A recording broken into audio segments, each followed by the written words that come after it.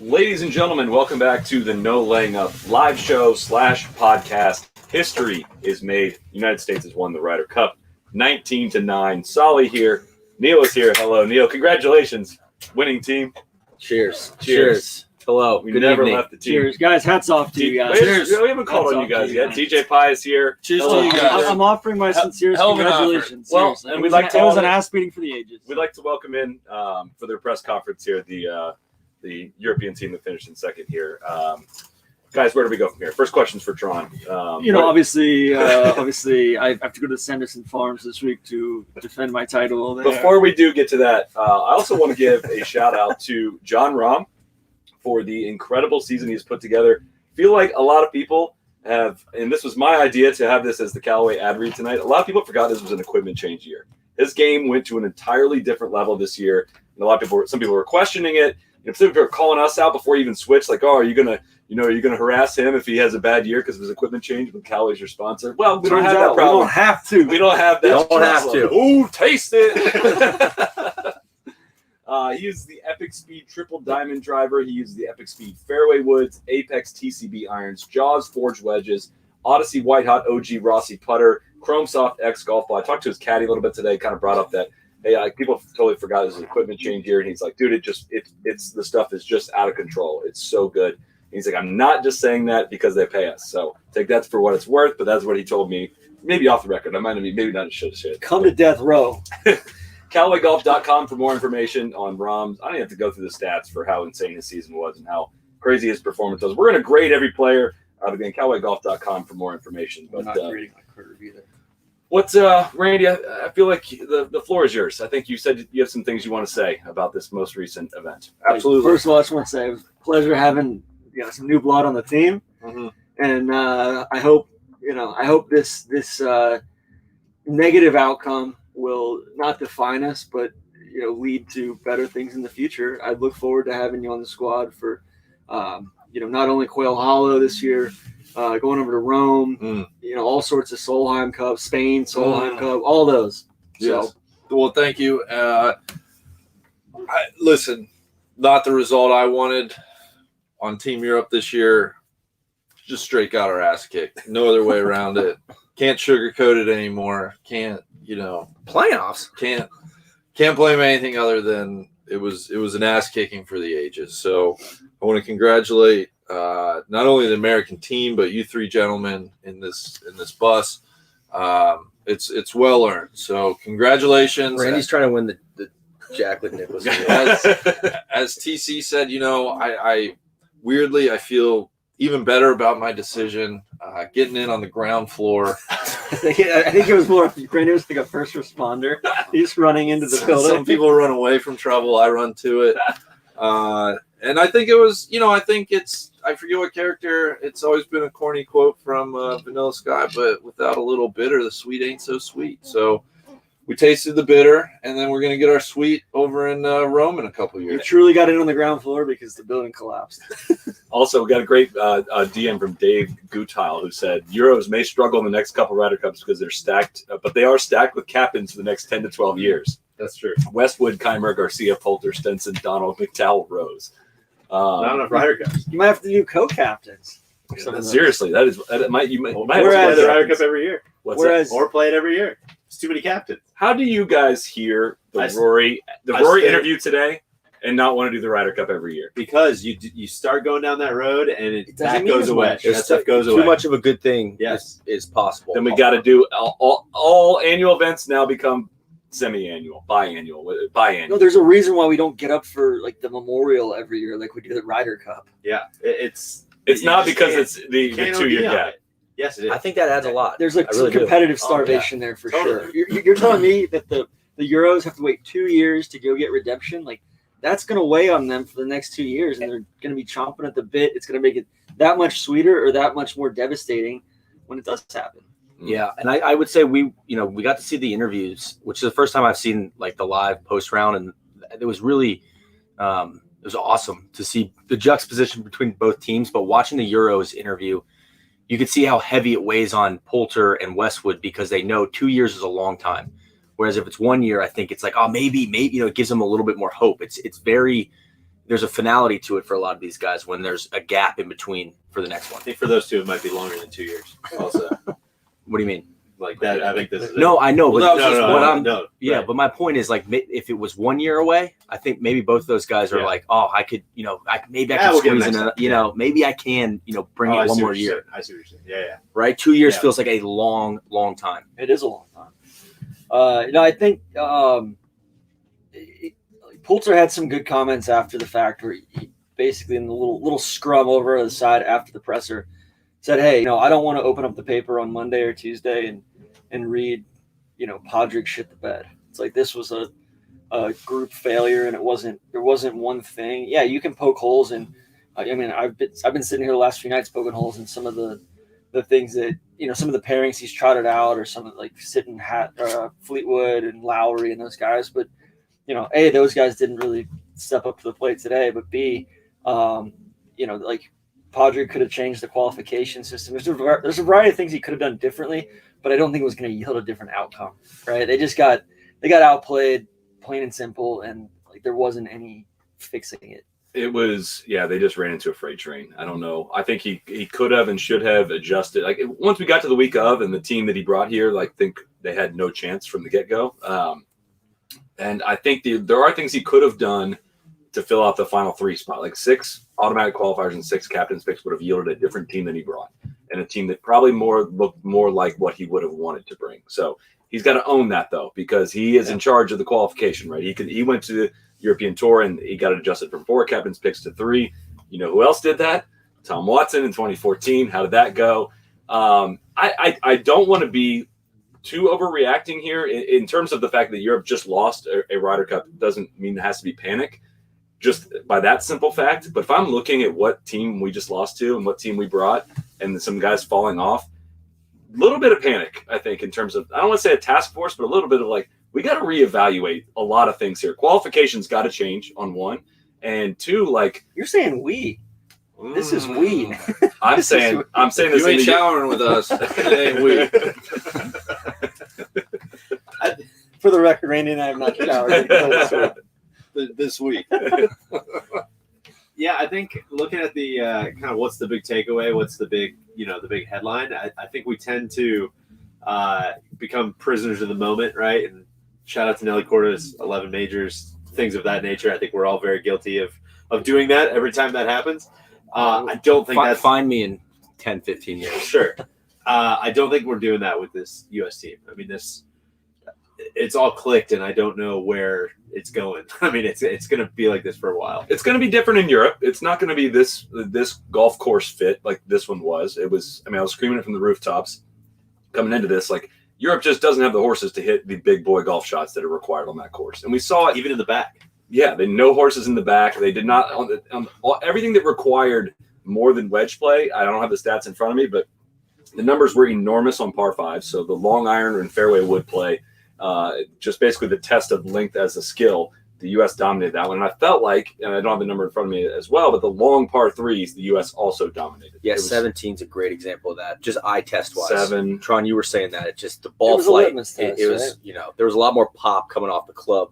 I think another example of 17. that is, one's not necessarily representative of this, but Europe got their asses beat on 1 and 2 all week. Yes. They flipped that around in singles a little bit, got a little bit of early momentum going, but I think that's indicative of on number 2. That's a demanding second shot in there, and everybody's pretty much going for that green and 2, but you gotta step up to the plate. Same thing on 16. Like, if there were any matches in the balance, they tied 1 down, 2 down, even. The U.S. had a distinct advantage aside from Rahm and maybe Hovland going into 16 because that second shot is super hard, and then 17 is just a beast. I was going to say Rory as well, but he didn't make any of those holes. He We'll finally get made to Rory. 16. I think also, so we talked a lot in the lead up to this about the team dynamic, how shitty the U.S. has been at that, how great Europe has been at that.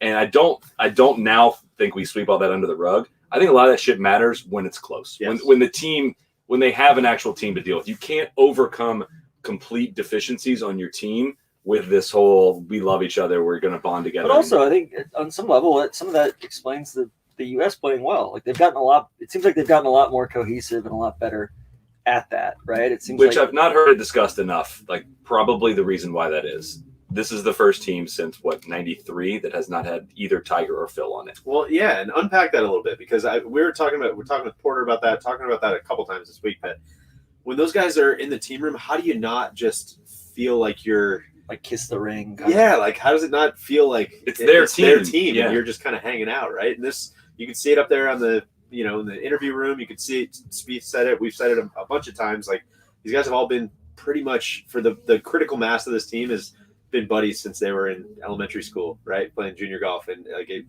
really shows. They all legitimately, the Bryson Brooks thing aside and whatever, we can talk about that, but yeah, they all seem like they really enjoy just being around each other, and that's what we've said about the Europeans for 20 years, right? And it felt it's a real, though. It's a different type of friendship, and I still think that it feels much more like a 1 week thing than a let's do this all the time kind of a thing, but it's a massive step in the right direction. But here's also where they have an advantage over Europe in that it is a 1 week thing, but they get to do it next year with the President's Cup. It's not a Ryder Cup thing, but like they're going to want to keep a lot of the same dudes around. Solly, I hate this. You always forget about the Eurasia Cup.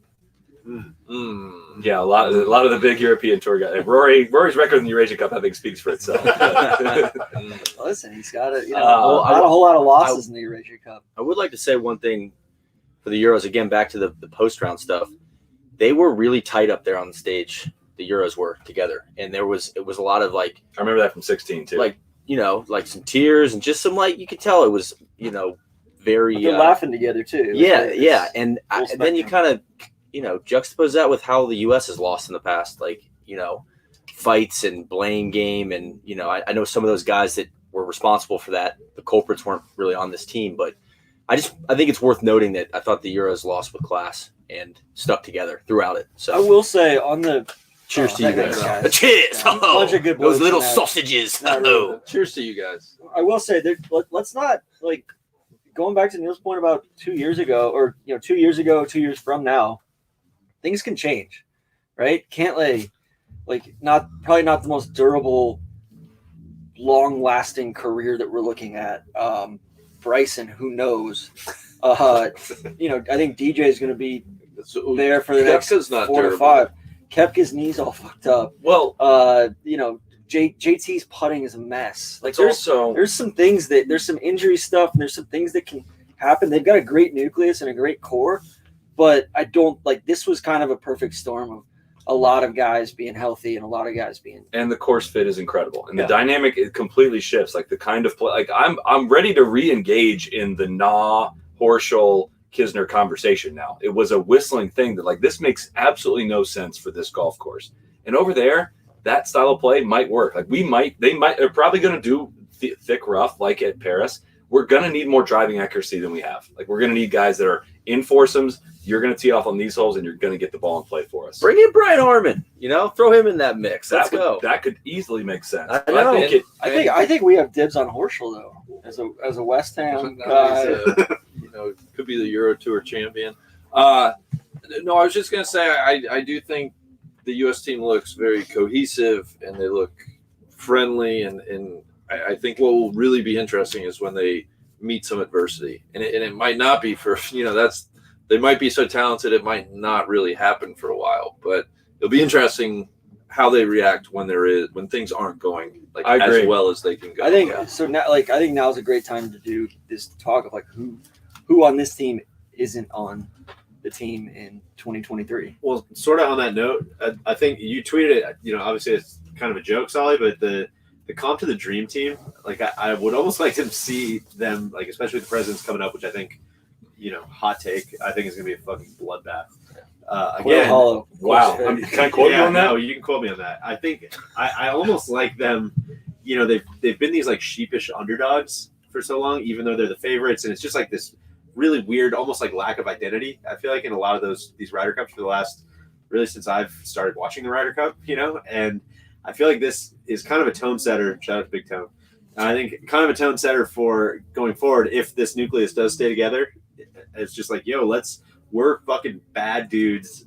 Let's try to run it up every time. Almost having that mentality, I feel like keeps you more locked in when that adversity hits, right? When it's just like, no, we're those guys. We're going to get through this. It's okay. Or it flips and it pops the bubble, and who knows? Well, It's spectacular if it does. Yeah. If it does pop too. a couple Spieth things there. Spieth was the one that in the team room either this morning or whatever it was said the record is 19 and we're going to go get it. Yeah. Which is sweet. And two, someone asked the question to someone else and they gave kind of a shitty answer in terms of like, Xander spoke up. Somebody asked the question and said, is it kind of like an unfinished business thing until you win one in Europe, right? And Xander was just like, I'm just enjoying this one right now. And Spieth like wasn't prompted for it, and it was just like, I'll take that one actually. Like I do feel like there's unfinished business. I was on 2 losing teams in Europe, and I feel like it. If we play, he's like, if we play the similar style of golf, it's probably gonna be a similar result over there. And I was like, I thought the way that they arranged, like the way that everybody was seated in the press conference was really interesting. They were all kind of broke. You had JT and Brooks kind of up top left. You had Scotty and Jordan top right. Bryson kind of on his own front right. Morikawa sitting next to his big brother DJ. That's right. DJ Corrupt. Xander kind of right there in the middle. Like I think Xander, like to me, it seemed like Xander really had a gravity about him. It's the most I've ever heard him talk. Right? Yeah. I don't know. It was just kind of. I don't think Harris was asked a question or said anything in the press conference. Unfortunate. DB was scrolling. Yeah, might have been swiping. I don't know what he was doing. Yeah, he was had some scoliosis going on. Putting all bits aside, part of the reason why I think you just did not want to root for the U.S. team was they were not likable. If you were revisiting it currently, I think they're more likable. Yeah, I still prefer both the caddies and I prefer the European team. I think I don't know. I have issues with JT personally. Just sometimes when I watch him play, it just doesn't resonate with me. But on the flip side, like Jordan and DJ are my 2 favorite players, right? I was telling Neil we were walking back to the rig. That's why I picked if I have to pick a side, I will pick Team Europe because at the end of the day, like whose team room do I want to walk into and have some beers? It was validated, like just seeing them this week and seeing the press conferences. Like I'm going to the Team Europe room to hang out with those guys. They Shane and Rory and it doesn't make them better guys. I just think they speak to me more than the majority of the American team. To Tron's point, there are some guys on the American team like I absolutely love to hang out with, but it's like an overwhelming sense from the European side. The guy that I think I'm most like on the US team that most drawn to, kind of newcomer, is like that kind of changes the whole dynamic, is Scotty. Like he just shows up, gets the fucking job done, doesn't say a whole lot, but also like he's contributing both socially and like he just seems like such a great glue guy that they haven't had in the past. He knocked around world number 1 John Rahm, 4-0 John Rahm today. We'll get to some matches. 5 of the first 7 holes, I think. 5 first 6. Yeah, I would. So on top of that, like the luxury, like Hovland and Scheffler, I'd say are pretty similar players, right? Hovland's maybe a little better in normal, stroke play, whatever. And then Hovland's basically like the 4th best player on Europe, maybe 3rd best. And Scheffler was probably the last guy on the team. Yeah. That speaks to the result. Sorry, you were going to say? Well, just back to Randy's point, like when you were telling me that on the way back here, I had a hard time not nodding, because I witnessed the press conferences too, and I don't want to zero in on but I think people show a lot like when they're on the extremes a little bit of their emotions, whether high or low, kicked in the nuts, or like when you're on top. And I think there were some guys on the U.S. team that I just felt like I was cringing a little bit, or just like, man, that's just like, how would they be if they had lost? I kind of felt myself feeling like, man, it was a tough vibe a little bit. I'm happy they won, and I'm happy for them, but some of them aren't my favorite characters on the playing field, I guess. It's a little, it's there's no subtlety, I don't think, on the American team. It's just a lot. It's a little louder, a little dumber, a little just. There's some thoughtfulness though, but they all look like they're continues to be like one of the most thoughtful dudes. And I want to apologize. And Cantlay, and I want to DJ totally shut me up, both in how he played. Clearly the leader of the team, emotionally, clearly respected by his peers. Like everybody seems to like him and enjoy him and get a kick out of him. And he was straight up drunk and funny, drunk in the best way possible, just like holding court up there. And I didn't really, how do I know? But I didn't have a sense of that, and I thought that was the biggest surprise for me. So I just want to say, listen, hand up. That's on me, dog. So that was cool to see. That's cool. Yeah, he was the same. I remember being like, "Yo, DJ, the matches ended like 45 minutes ago, and you are hammered in the presser already." The guy has there's no delay from when as soon as play is done. That guy has a cocktail. Dude, Cody and I were standing up and like right above the steps, looking down on 18 fairway and 18 green, and he must have run back and forth up the steps like 4 or 5 times in that 45 minutes because he was drinking straight tequila. Very clear glasses coming out of there. God, he was on the MJ plan. Yes, for sure. I got to give a shout out to maybe one of my favorite Ryder Cup questions I've heard in a really long time, other than the Phil Mickelson murder of Tom Watson. I think it was Luke Curtinine asked, DJ, you're the oldest person on the team. Can you still keep up with these guys like at the party tonight? And he said, absolutely. And he just doubled, tripled, quadrupled down. Just next question. Next. How about you? You want to hang? You want some of this? You want some of this? You have no chance. And then he was like, next question. And he's aware enough to be like, all right, someone, JT, take the mic. His timing was great compared to some of the other people. Yeah. And I don't want to sit up here and rag on Bryson because, we do it a lot, but can we get back to that? I'm so excited. No, they asked him a question and he's not comfortable. He has no timing. He can't help himself, but personally, it makes me cringe. I'm like, dang, dude. So here's what I'll say about that is I wonder if, if this big sweeping dominance that or I won't say all of us, some of us are maybe feeling is coming on the American side, maybe they loosen up a little bit and maybe they get better at that kind of stuff and they get better at being kind of like a jokey part of a team because they haven't really done a lot of that. And the Europeans, they almost have a template for, the team room vibe as well, right? And the press conference vibe. They all look it's weird that the European press conferences, win or lose, all look almost identical every year, right? They all have the same kind of jokes, the same inside jokes, the same timing. Maybe these guys just, if it's a dream team vibe and they're together a lot, maybe they can get better at it. I think it's just these guys are truly way more comfortable around each other than they have been with prior teams. And that's a generational thing, right? Cooch and Spieth probably don't have a ton in common. They're not but Xander and JT are peers. Hairline, maybe. Of course.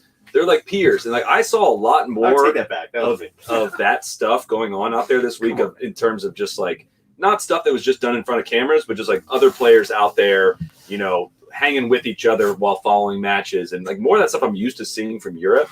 I saw way more of that from the U.S. than I think I've ever seen, which I thought was interesting. Before we get going on to the next bit, our friends at Rapsodo are offering $75 off their mobile launch monitors when you go to rapsodo.com/NOU. Use promo code NOU. They're also throwing in free towels if you order this week. We have raved about the Rapsodo mobile launch monitors. They're about the size of a rangefinder. They fit right on your golf bag. They're super lightweight. They're very accurate. They give you incredible numbers. They get within 2% of what a $20,000 unit would get you. The Rapsodo mobile launch monitor app automatically tracks your stats. It stores video with shot tracer. It helps you with your club gapping. Helps you if you're trying to gain speed. Helps understand your true distances for each club. Gives you immediate feedback and data. Gives you a video right after your swing. Creates a better practice environment instead of just mindlessly hitting balls. Like I said, it's very portable. You can use it indoor or outdoor into a net if you're using it indoor. So again, rapsodo.com/NOU, promo code NOU for $75 off plus a free towel. $99 off with the free towel. There you go. Yeah. So Cantley had 2 launch monitors on the first tee this morning. Holy crap! I'd like to see you out there with 2 Rapsodos. You mean on the driving range? On the range, yeah, on the practice tee. We had hinted. I don't know if you want to go there now. Yeah, let's do it. Talking about what Americans won't be on. I think both Americans, and then we do it for Europe too, because I think that's an interesting exercise. Because with the changing of the guard for Europe, are they able to keep that camaraderie in that? Because it's a very I think a lot of that's leadership, honestly. The captaincy, they were naming there, the Donald, McDowell, Stenson, Harrington kind of vibe they have is what. But some of it's also a little bit cultural, right? Where you've got a lot, you've got some with Poulter and Westwood and guys that are they're bar guys, they're blokes, right? And I think chaps, if they're you blokes. add the Hogard twins or this Ludwig character that we keep talking about, Sweet. a lot of Northern Europeans. All right, like what does that look like, right? Does that change the complexion or the personality of the team? And this is we're getting into the weeds on I think Europe has no problem filling in a 0.8 to 1 shot strokes gained guy. And I not to turn this into a strokes gained thing, but that they had a lot of those guys this week. And they can replace those guys. They have a lot of what I would call replacement level Ryder Cup guys. Can you get to that 1.5, 1.75 the elite strong Sergio's, Rose, Stenson, the guys that have dictated them winning this for many years have been a pretty decently, large circle, but almost everyone has come out of that circle now. Well, some of it too, I think, is Hell yeah. the guys Well that are those 0.8 1 stroke guys. You just need them to play really, really well that week. A guy like a Hatton or a Casey or and Hatton had it too. Fleetwood. He late last year, early this year, he was up there. It's just almost like you caught him at the wrong time. And a take, I forget if I've brought this up on the show, and I'm surprised it hasn't been more of a storyline this week, is the last year of COVID had to be way worse for Europeans than it was for Americans. Well, and I haven't done a full chart to see who's played, dipped, and whatnot, but the European tour got ravaged by COVID, and their purses have gotten severely damaged, and their fields and their and then Jay Monahan came in and staged a coup and did the strategic alliance and all that. Of course, but the guys that you got to get your European tour events to be qualifying for the Ryder Cup team. It's a little harder to travel. It's just it's a lot for the players that have played internationally, and I feel that. I don't think they would have won last year, but I think that even hurt. The margin has to be explained by this was harder on them than it was on Americans. I was going to ask TC and Randy. I think we've been more than fair considering the thorough ass beating that the we likes saw. of which we've never The likes seen. of which we've never seen. Will you apologize here publicly? 2 strokes gained. No, absolutely not. I just don't the Europeans. Like I said, I think the guys like Hatton or Fleetwood or Lowry that aren't very good in strokes gained. they know that they were going to have to play better than they've been playing. They just didn't rise to the occasion. But I want to push back. Hold on. Sure. Let me. I'll take an opportunity. I will apologize broadly to strokes gained. Thank you. Okay, there's still some applications of it that I don't like. The wind and weather that Golf Channel was throwing up there. That was a little before the Ryder Cup Cherry started. picking some stuff. That was a little loose. So I was get a not little defending queasy that. there, but Yeah. I will apologize to it on a philosophical broad level. Yes, you have my apology. Randy, that honestly That's means awesome. so much. I was to me. gonna Thank what I you. was gonna push back on is I think that Wait a second. You're on my team here. What's going on no, here? but with the strokes gained, you can't say that like Hatton for instance, his strokes gained have sucked the last month to 3 months, but we went through it 3 nights ago. He was playing at a really high 1.7 or whatever, a level. It's just tailed off, right? So I think there's something to be said for those guys have done it. Is that a dip or is that a trending profile? I think 3 months is a pretty good telling, but not the Bible, right? If you have Nah had a crazy good 3 months leading up to it, and it didn't change his profile as a player. You could see that he was playing way outside of that normal profile, right? And Hatton was playing well below his profile that he has established as a player. But that, I don't think that's what you're targeting. But you're that's the exact same thing you used to shit all over DJ for the 3 weeks before this event. I didn't his rolling 3 to 6 month profile looked really, really shitty. It's been you been can't, have below it both what ways. it's been below what he is been, but he's still clearly a player on this team. Very clearly. That's what I'm arguing trying as to argue well. with Hatton is he's clearly proven that Hatton in an alternate universe, because Hatton's strokes gained is his profile's up here. He could have gotten back there. He didn't perform, It's but in there. It's in there is what I'm which is kind of what happened with DJ, where clearly it was in there. He went 5-0, but DJ's, the last 3 months it hasn't been. DJ's last 3 to 6 months stroke gain profile is better than Hatton's top profile. That Okay, we're not talking fair about the enough. same Yeah, dip, but that's not the same thing. But in context there, I think it there does are to show you there are outliers. you on DJ you were very, very very bearish on DJ, looking at his profile or his last year even, saying, hey, he's not the same player he was 2, 3, 4 years ago. But to me, it's like, the Ryder Cup's great, like kind of what Rory was saying. Like it brings out greatness in certain players in these right times, and it hasn't for DJ. That's been my point. Like, listen, I don't want to relitigate the DJ stuff. Like, he had a bad year in Paris. I think you do like, want to relitigate but it feels like that's what we're doing. But at some point, it's like it's not like you're not playing the event for the last 6 to 12 months. Yeah, it's gonna certainly some of those guys are gonna be more likely to play well. But I think what Neil's saying is like, a guy like Hatton does have a profile of somebody that you were looking at, like that you're looking for in that 1.5 to 2 strokes gained. That profile versus just the other guy, right? I think my point was that I think Europe played. They did not play up to their potential. I mean, obviously, I right? think it can be summed up a little bit with like their shots gained, right, and it's great, and then some of it's just timing and whether you're playing well or not, like and then also at that time randomness. It's a 3-day event. And if you catch lightning in a bottle, you can massively outperform or underperform And they didn't your putt overall well. profile. But I think that's the exception to the rule, right? Like those are going to be outliers.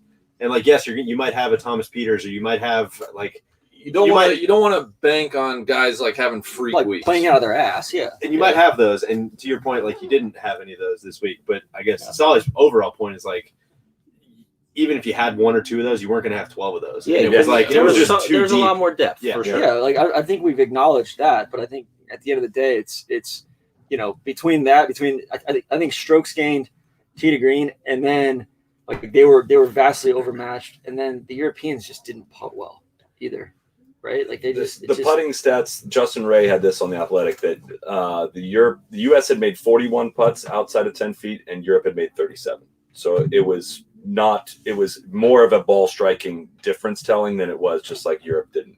I mean, it was just like that golf course there's nowhere to hide if you can't strike it. And the way that course is balanced too, how they did the holes were like the holes that Bryson's driving on, or I'm sorry, I guess he was not playing fortunate. The holes that the drive guys were driving on were like real short par 4s that you could drive almost like 6 and 10.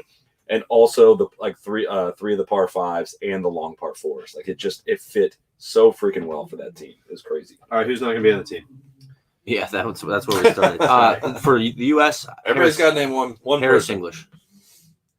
I think he is the most likely to not be on the team. I would not write him off for it, but I think there's a pool of like 4 or 5 guys that are like, take it or leave it. We'll take who's kind of going hot in that time period from that group, and maybe probably adding in a Will Zalatoris. If Matthew Wolff kind of gets his shit figured out, then that is somebody that kind of a sleeping giant that would be pretty great in this competition, I would think. Maybe not for Italy, but what's crazy, of course, recency bias, and like you said, you don't know what's going to happen and injuries and yada, yada, yada, but it fucking really feels like a team you could just take all 12 of those guys to Italy, right? Like, would you sign up for those 12 guys right now? 2 years is a long time. Like, what happened to Jordan Spieth in the last 2 years? Of course. And I don't want to fall back into. I think this is going to be like we need like a scouting team on that golf course. Yeah, because you can't show up in France with the team they showed up. Like you can't do what they did in 2018, which is show up with a team that was just not fit for that golf course. Like I'm curious to see which guys go over to Italy and carve it out of their schedule, right? I'm saying, but it's like assistant captains of like we need to like go and see. Isn't that like the little stuff though? And we kind of heard this throughout the press conference. Even Rory talked about this with like younger guys embracing and the Ryder Cup becoming more of like these younger guys' fabric, right? And we saw JT, to his massive credit, right, go play the French Open at Le Golf National. And maybe as, this nucleus becomes like more of a dream team vibe, like the Ryder Cup is a really big deal to us. Maybe you see more of those guys go do that stuff. I hope. I think that's like the change you're looking for rather than just, I'm a superstar and like, yeah, I guess that's where I'm going to play this week is the Ryder Cup, which is, I think, the vibe the last 20 years. Because I'd love to talk about Bryson. Like, if we were going to the Golf National in 2 years, like, no freaking way. Like, why? Like, but he's gonna auto qualify, he right? Probably will. Likely. But I mean, like, what happens if P qualifies? do you risk That's interesting. nuking this entire chemistry? And you have gotten there. God you have Bryson. CC, let me enjoy this night. You have Come on. Bryson and P on the team. Like that's tough, guys. Well, then who's the matrix between likely won't qualify on points plus is replaceable on a golf course?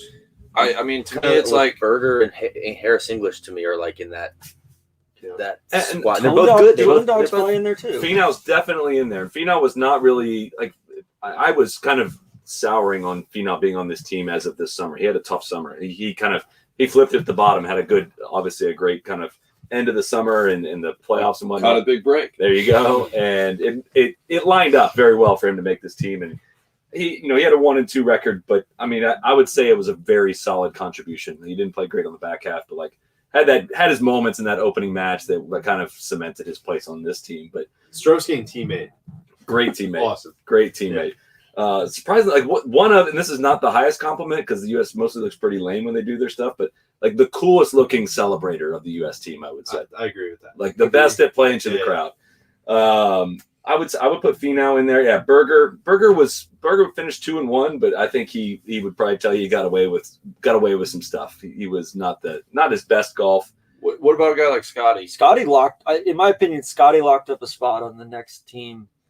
I still think it's bar none because just by going out and what he did today, showing that as long as he stays in decent form. Yeah, and I was gonna say too, like that's gonna be the next go round with captain's picks. Like these guys have put a lot of equity in the bank now with great performances, and so it's going to be. They get the tiebreaker. It's like, oh my god, yeah. How do you leave Scotty? He kicked Rahm's ass, 2 years ago. So, good on these guys.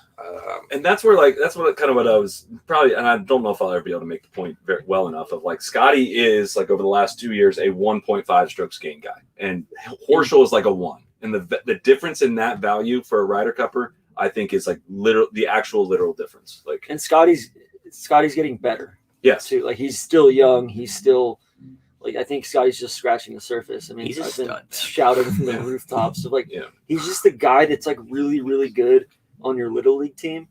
That's also really he's gonna play. He'll be the best basketball player on his 7th or 8th grade team, and he's a 3-star basketball recruit. He's a natural. Just a natural athlete. He knows how to be a part of a team. Yeah, he's just a good dude, and he makes a shitload of birdies. Yeah, I got a difficult one. A guy who has not won a singles match ever. Oh my god, really? What if he doesn't qualify? If Jordan plays like he did this year, I would take him. All world teammate though. Yeah. But you would think the course would suit him better in Italy, right? In theory, I think Spieth still got some stuff to tighten up. He kind of faded as the summer. He's not all the way there. Yeah, he was for like through major season. He was like the second best player in the world, and it probably went a little underappreciated because his results didn't quite fully match.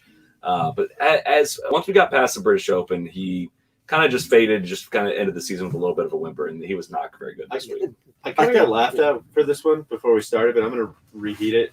DJ's going to be 39 the next time around. I'm just thinking about like the comp of Justin Rose or Stenson or some of these guys where like you see them in a Ryder Cup, they ball out and then just like when it goes, I'm not saying it's going to happen to him, but when it goes at that 38, 39, 40 like age range, it goes really quick. And There's something weird about DJ though, where he feels like what I was going to say, if it's last captain's pick of DJ versus Scheffler, so they have similar form. Who are you going with then? And that's where the equity, right? Like Damn, you've got coming off a 5-0. Like I just don't know how they would not pick DJ. I don't want to skip over the especially with the team room stuff. TC just called DJ age agnostic. I don't think like he's in good shape. He's totally, I agree. Healthy. He's like long language swing. A guy that's not gonna, he's less volatile too. I mean, DJ is incredibly not volatile. Like his floor is just so freaking high. And he's so versatile, course to course. Scotty was a great, really freaking perfect role player on this team. Like to go, you're gonna play your own ball and you're gonna play with Bryson. Like you do not have to carry this team. You are going to be this. You're gonna tee off first. You're gonna put one in play, and he's gonna go pound driver, and you guys are gonna pump up the crowd, and then. They got the perfect matchup for him, getting a rested Scotty against world number 1, nothing to lose, guy that had played 4 matches, everything fell the U.S.'s way. Yeah. I mean, that was just so freaking perfect. That'd be I guarantee when Europe saw that, they were just like not very happy about the way those lineups. We haven't even talked about like Morikawa yet. Like I know they're so freaking good. Like because he's a dynamo for a course like a European style course, right? Yeah. He's the ace in the like ace up your sleeve. That's like the straight up. Joker. Like Yeah. I think Colin Morikawa might not be the like he to me he's like I know Rahm's supposed to be like I think Colin Morikawa might be the best player in the world. now that he's putting, decidedly not, but I like where you're going. He might be like the best player. I don't know. Like, non-ROM division. when it all clicks, like I'm not sure anybody's better. Especially when you take distance a little bit out of the Yes. equation. It's- Like he's cat-like. It's a little bit the way that TC always talks about DJ. Like on any given shot, he could be the best. But like I know that doesn't make sense, and that's a bit. But I feel that way with Morikawa. Like the ceiling is Like it's unlimited. Yeah, It's limitless. it's hard to explain. like when he's on, it's like holy shit! Like this is as good as it gets. Yeah. The way I think about Morikawa and honestly what I think about DJ too, their games and their shot shapes and styles, everything screams repeatable to me. Like it is all about like I'm not going to hit a good shot 5 out of 10 times. I'm going to hit a good shot like 8.5 out of 10 times, and that is like that's just like a floor that like is so difficult to beat. And just watching, it's how I feel about Rahm too. Like he is just a buoy. Like you cannot sink Rahm, and he sunk today. But when Scotty was 4 up, I was just like, if we got a half out of this, that'd was- still but be not great. because Scotty not because he winning didn't it. play good. Yeah. Like Rob Yeah. didn't play bad. Right. Yeah, Exactly. Scotty birdied 5 of the He first ran into a freight train. I mean, Brooks is a guy like, you know, I know he won this year and he's talking like he's coming back and everything, but you know, kind of back on the upswing. But you know, ended in the year probably world number 10 right now, 2nd year in a row. He's probably going to be outside the top 10 in the world. Is he a guy that's kind of Weirdly enough, this was one of his better years. Like his better years in performing outside of majors. Like Yeah. usually it's whatever, and he brings it to the majors. But he played some of his best golf this year, actually, which is weird. something else on Spieth? I think Spieth, like between his wife being pregnant and just the energy that it takes to get like to regain your form and get back to the top.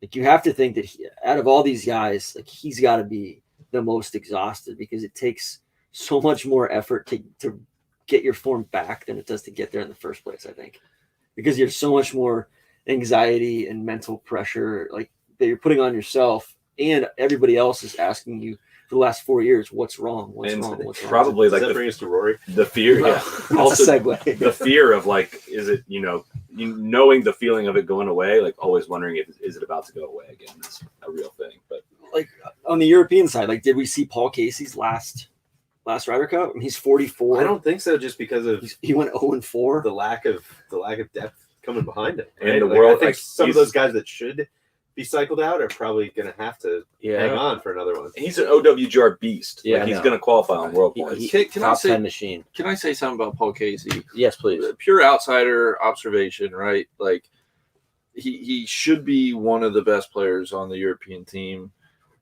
You know, he sits in that press conference. He doesn't say much. I think he was asked one question. Like he's shockingly irrelevant to that team and it shouldn't be that way based on his resume and his profile. You And talk to it's- caddies out on the PGA Tour, and like there's I like just can't- they're so dismissive of him for what his talent level is. Of like, yeah, like if Paul Casey's ahead of you on the leaderboard, like you're not scared in the least. And it's just I think for me, it's like I think maybe I owe Team Rose an apology. I think he would have He only would have helped. the he team would have this only year. helped the cause. You I think think we got Team the point? Rose and then Do you accept? another guy. Do the I, apology do I accept the on apology? behalf of Team Rose? Well, I have to take it to the other members of the Morgan council. Stanley. Take it to the Yeah. message board. Yeah, Go to I'll the take it boards. to the message board. To some of the other admins on the board. I'd like to talk to. I'd like to talk to Morgan Stanley. I'd like to talk to. I forget Zurich. what- So many MasterCard. others. Talk to MasterCard. Novas, the Walton family. I need to talk to Zurich Insurance. Zurich. I need. No more Swiss free man. ads. Come Here on. comes let's the move on. drizzle. Let's move on. I think the other guy that would have made a lot of sense on this team and probably makes sense moving forward. Yeah, I don't think he's necessarily the best locker room guy, but as far as just straight up like looking for those guys in that 1 to 2 strokes gain, Mike Wallace. He could be that guy. And Not currently, but could be that guy. Well, that kind of speaks to something, and we've said this throughout the week, but Tron, I think you kept kind of hammering this, and I think it makes a ton of sense. Is there's just so many guys on that when we're going to talk about, which we're going to talk about for the next 2 years. I have a feeling the lack of depth coming on the European team, like there's so many guys that should be there that aren't there. And where folks might Martin Keimer, Matt Wallace, Martin Keimer. I mean, Torbjorn Molinari. Olesen. Where's like Thomas Peters? Where's Colsarts? Where's all these guys that, you know, what you were saying is like you just need a guy to have one good week. Like the guys we've seen have those good weeks, and the guys we've seen pop up, they just they're not there, man. And that is tough. Which is like where Paul Casey went 0-4 this week, but in the right situation, know that. in the right situation, he could have been great for that team. Like as a B player instead of an A with player. a good foursomes partner, like that would be a nightmare to go up against if they had the luxury of being able to pair him with like an in his prime Stenson or Rose or something like that. Goes back to depth, right? Yes, and I think DJ made it a point to say that in his presser. He's like, I had great partners this week. Yep. Which, you know, like I think that was a shot across the bow at Kuchar. Amen. Thank you, TC. I will give you that. But all right, so Casey, I'll I mean Fitzpatrick continues to not really do anything. He's had some shit luck, man. I mean, luck, and I mean, pair with Westwood twice this week. That's not good. Yeah, that's tough. Takes Berger to 18 and hits the worst shot he probably hit all week. I really wanted that for Fitz. I really did. But I also had a wager on 19-9 final score. So Fleetwood, like he's a lock in my opinion. You guys may not agree. He went 0-1-2. So He has to be. He seemed Like, off. I mean, he just didn't seem like They he don't had have his A him. game. Honestly, and I really like Fleetwood's vibe, but it's a bummer that he's a lock for the Euros because he's not playing good and he hasn't for 2 years. You know, and that's tough. I will say this: it is more dangerous to be like a lock that also might be kind of an anchor. Like you're going to be on the team, but like you still have a glaring, like the putting thing with Fleetwood, not good. And like that is something that is really hard to look past and hard to get around, right? Like you're going to be on the team. We know that. And we got to like count on you having a week when, you know, it looks like this one. Like what qualification process could they possibly put in place where Fleetwood doesn't make the team? Right. And I'm not saying he shouldn't be. No, but like, I'm with you. It's just, it's U.S. for decades had guys that were going to make every team Totally. and they were going to lose matches. Yeah. And it was like, you can't justify taking them off the team. Like Jim Furyk is one of the greatest players of all time. Like go back and look at his strokes game. It'll blow your freaking mind how that guy possibly had that Ryder Cup record. But like you just have to figure out who those guys are and figure out how you're going to play them. Like what Europe did not have that luxury. And then I think Garcia, Hatton, Hovland, Lowry, those guys are essentially locks to be in the next one. Garcia could age out. I mean, you don't know when it goes. I wouldn't say Lowry's a lock. I think he did himself good service this week, but like it's going to be kind of form dependent. Hovland, I would say a lock for sure. I would say though with Sergio, you know, tradition matters. It feels like with the Euros, you know, they love their storylines and their, you know, Steve Ballesteros, you know, they're going to give Sergio, unless he does something drastic and just falls off the planet, like 100. It's almost like Poulter. It's like, oh wait, Sergio.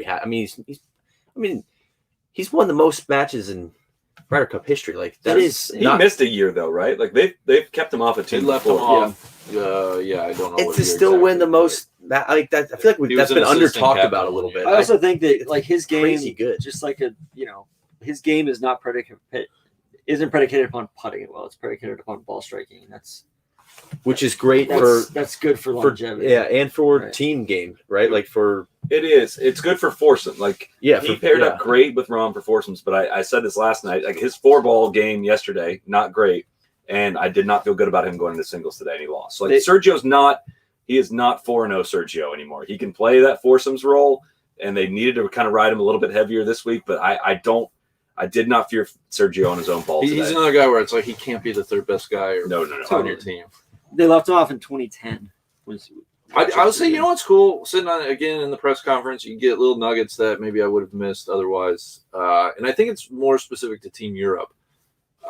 The lineage, Neil, that you touched on with the Spanish players. Like, it's really fun. And you could tell Rahm, like, it meant a ton for Rahm to play with Sergio, who then links back to Olazabal and Ballesteros. Like, it's a fun little tree. It's almost like you're big and little and like a fraternity almost. And you have that like by country on the European side, and it's maybe not as prevalent on the American side. But seeing Rahm talk like that about Sergio, like it hits you like, yeah, man, like that's So there's national You're pride absolutely there. right, Feels Randy. real and Big and especially little, before the- big and little, big especially brother, before little the brother week. program, right?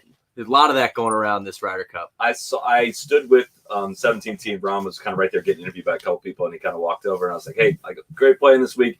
And I think he thought I was like getting ready to be media and like interview him, and he just immediately went into like, I really honestly got to tell you, like getting to play with Sergio this week was like one of the highlights of my career. Like that was I forget exactly how he phrased it because I was not jotting notes down. I was just kind You of said it again in the press conference. I know, It's but the he was, most like, fun he's ever had. on the going golf out of his course. way. He's getting like kind of emotional, Yeah. just like that. Like he like between you and I, between this and the U.S. Open, this U.S. Open does not even compare. Really? But, oh yeah, I mean, like it's just a totally and look at how catching strays. just look at Rory's interview and like what this Bryson means to these guys. said the same thing, which I was surprised to hear. He What? said this was the best week of his golfing life. And because Bryson embraced the crowd and had fun with it and was like approachable and likable, and that's a separate topic. Like you should take notes. It gives these guys such a good like a way to get to know each other, Yes, right? Where like there's like pro golf is lonely. there were rumors before the week that like Rahm and Sergio don't like each other,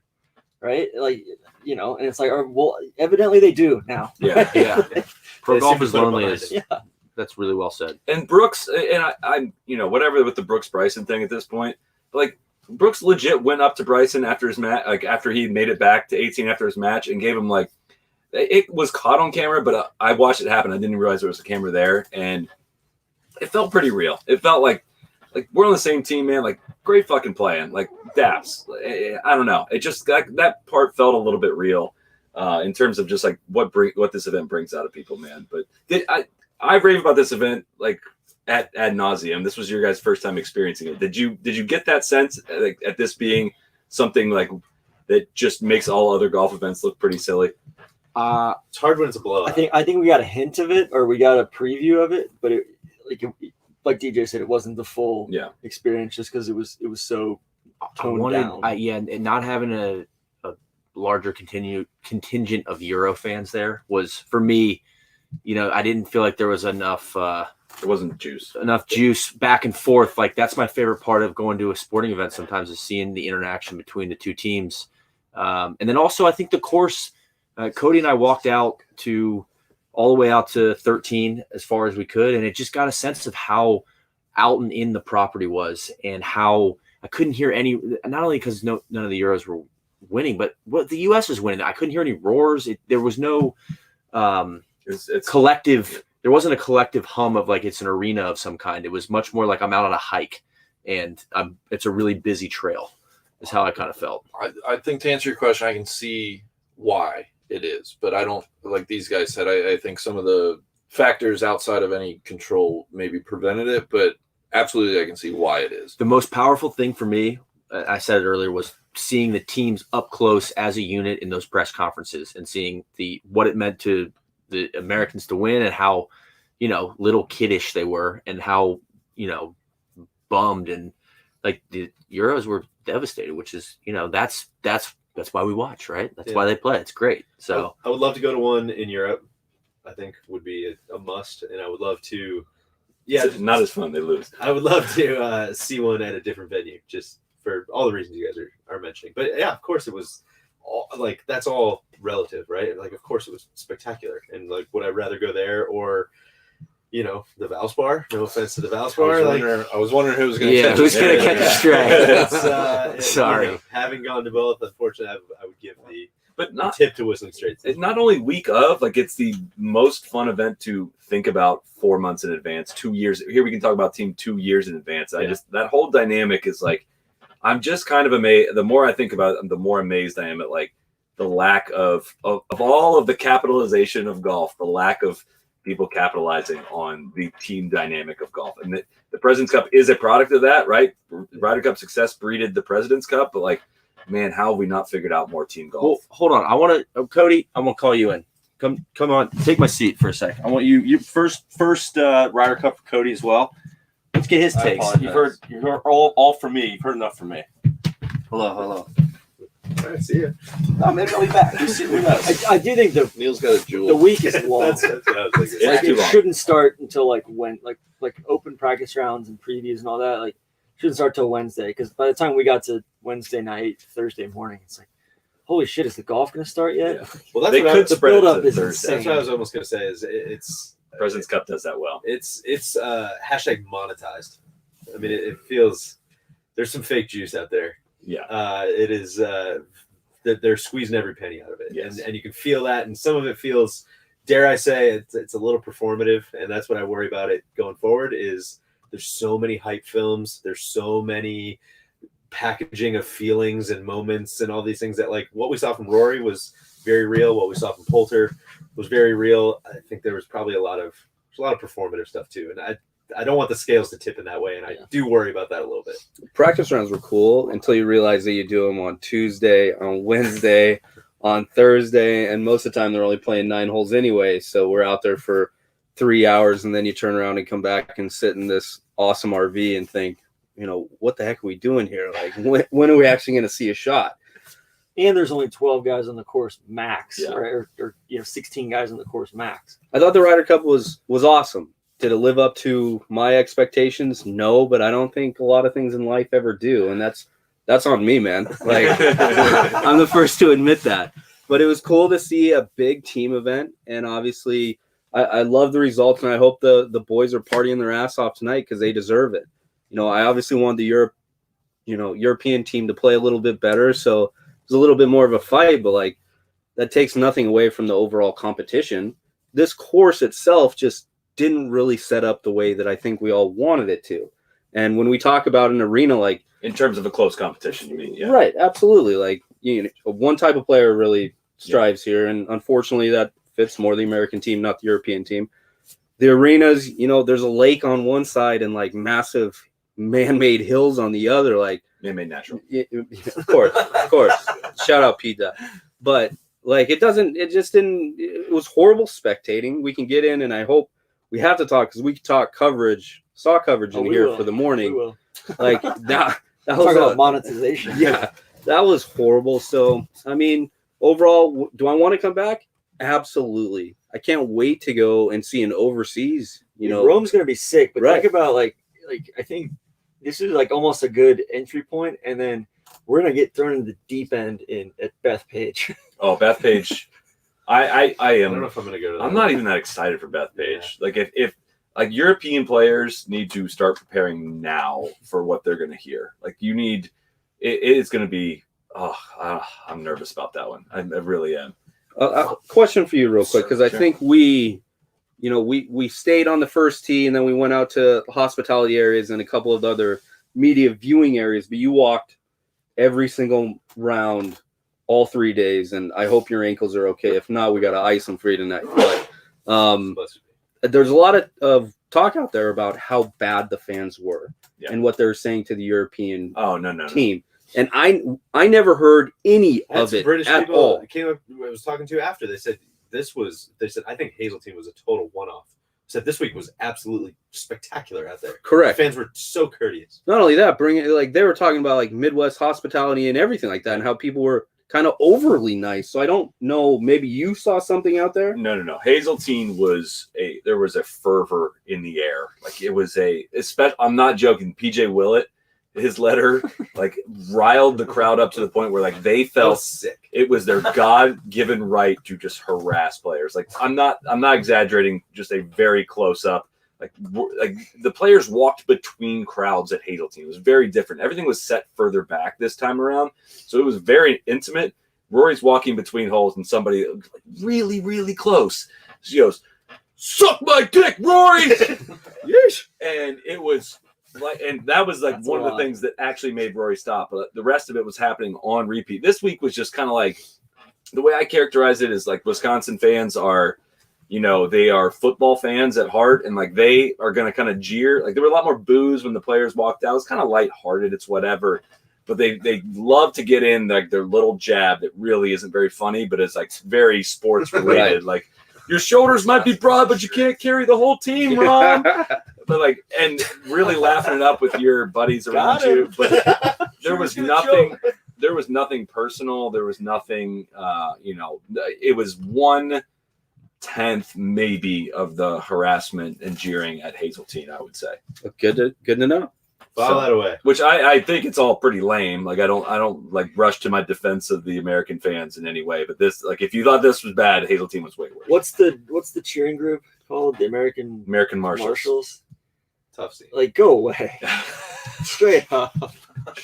That's Randy's life dream to Their become an cheers American were Marshal. bad. Like some of the cheers, just like I was disappointed in the first tee experience. I thought it was going to be a lot more turned up and a lot more natural. Right? And I hated it at the time, but looking back at Hazeltine, there was one thing that made an enormous difference. And one, I don't even know, was Golf Channel covering like the first tee buildup or anything?